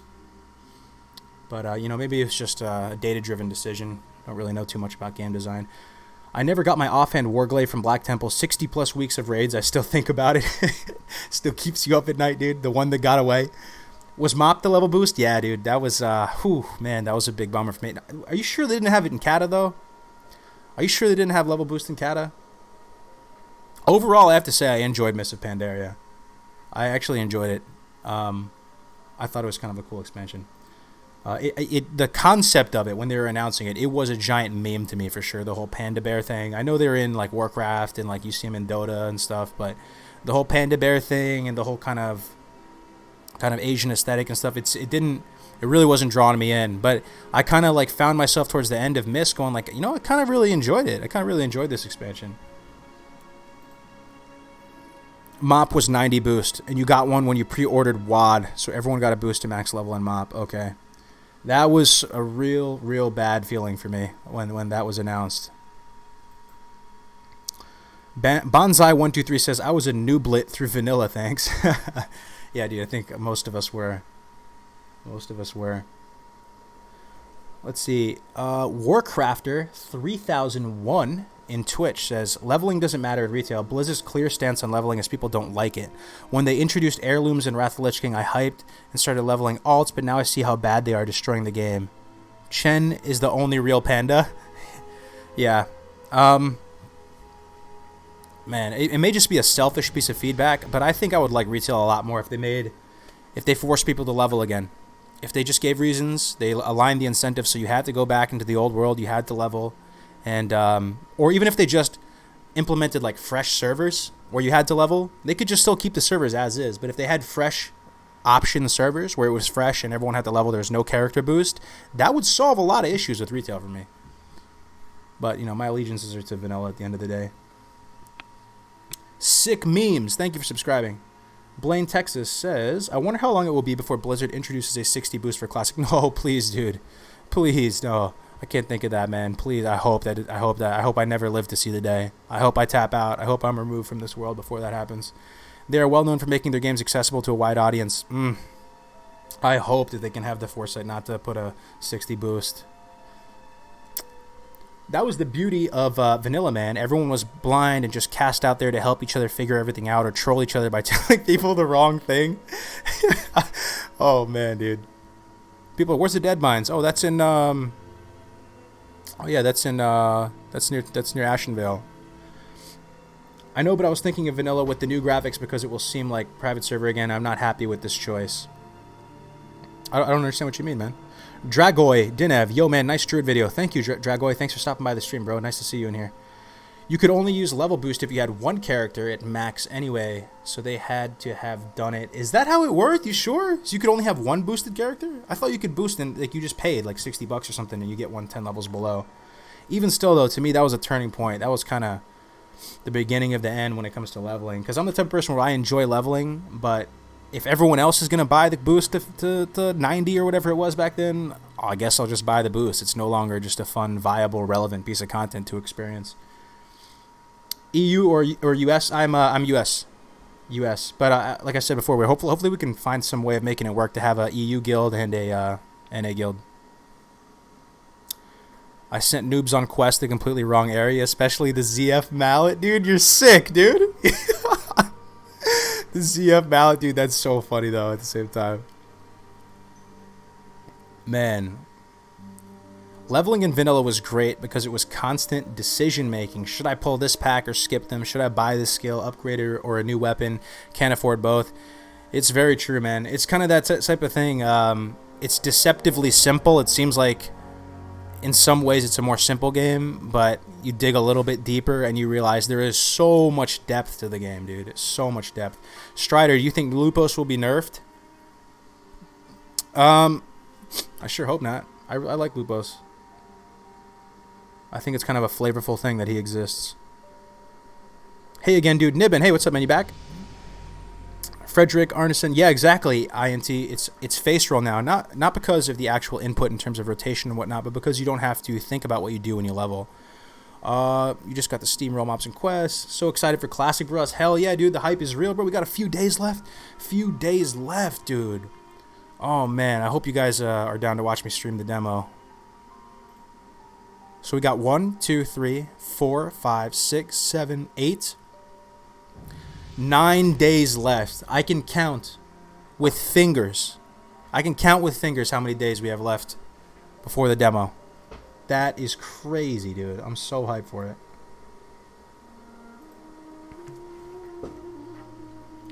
I only play Brewmaster. It's the only real spec. So you're a monk. Okay, the Takanashi says, I'm proud to say it was an American that taught me how to play Warrior, a human war called Vox. That sounds familiar, dude. I think I know Vox on Bladefist EU. He made guides and stuff, right? Before server Mig Agamagan. He wrote the DPS compendium on Elitist Jerks. Yep, that's where I know him from. Big shout out to that guy. You think they will add summon stones that were in game? Yeah, they were in game, but they didn't do anything. They didn't really do anything. You couldn't actually like summon people from them. It was just to help like find parties. Elitist Jerks, man, I still remember that. Yeah, that didn't come out in vanilla though, right? It was TBC. I spent hours reading the theory crafting on there. I'm thinking about rolling Lock just to summon people and feel important. It's so true. Locks have so much utility, man. If I wasn't playing Hunter, I'd play Lock. I've thought about it a lot. I think Locks are like the strongest class. They do everything I want a class to do. Going to play Red Dead Redemption until Classic comes out. The original was great. Did the second one come out already? Wasn't half the fun of Classic. Wow, the mystery. Now with all these guides, even if they're excellent like yours, the mystery is gone. Speaking of some, it's true, Sean. I feel a little bit guilty making the guides. You know what I mean? But I feel like as long as I encourage new players to just take it at your own pace and don't feel rushed, you know, there are people out there, because I do enjoy kind of speed leveling and just beating your own personal time, and it is kind of a fun thing that I like. But I have some cognitive dissonance there because I do also really think the world is beautiful and you should enjoy it. Enjoy the pacing of the content, not do everything in your power to like break it. Cargos, can you share any questing road or so, or some sort of source to see? What do you mean, like a guide for questing, like a leveling path or something? I love leveling in Duskwood and vanilla. It was such a grind, but it made me appreciate the artwork behind the area, dude. I love the melancholy darker zones. I really do. The quests in Duskwood were sick, dude. Legend of Stalvon, Missing Diplomat, Abercrombie and Stitches. Wow, Abercrombie and Fitch, Abercrombie and Stitch. That's like a meme in the works or something like that. All right. Yeah, Duskwood was really, really good, dude. You know one thing about Duskwood? You guys remember that secret path? If you go to Ravenhill Cemetery and you go down into like the catacombs, and they have this little secret passage where all those ghouls are, and it kind of leads to a different entrance. I still remember vividly like finding that back in vanilla and thinking it was like the coolest thing ever. The night elf questing path. So I've spoken with a good amount of levelers, people that do care about, you know, min-maxing the leveling process, and the night elf zone progression is the most efficient. Staying in Darkshore, Aberdeen, that whole area, it's really, really efficient path. I would like to come up with a guide at some point. Yeah, it's just a lot of work, man. But I would probably recommend staying in that area. Don't go to the human zone. Just stay there, and it'll be able to take you all the way. All the doom, gloom, and rain in Tirisfal Glades, good times. Morladim, dude. Morladim. Such a legend.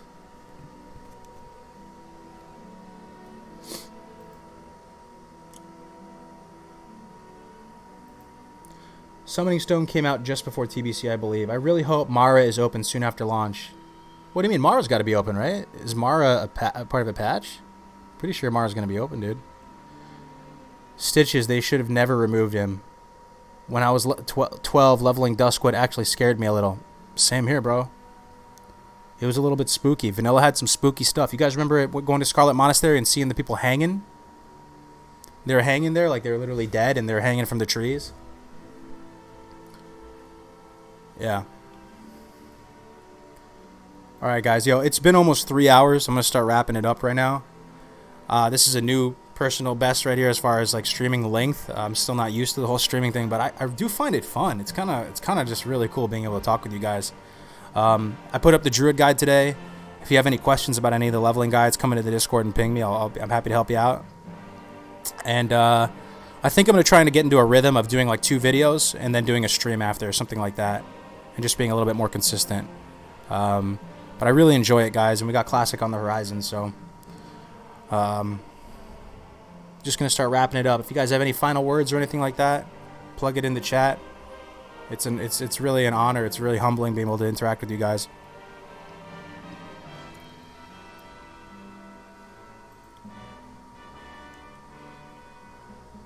Warcraft says, dude, great to see the streams, man. The hype builds. Thank you so much, guys. I sincerely, from the bottom of my heart, I'm just a guy in California right now, but I really appreciate you guys coming in here like this. It's so crazy to me. It's very surreal. But I'll see you guys in the next stream, in the next video. Thanks again, and I'm signing out. Have a good day.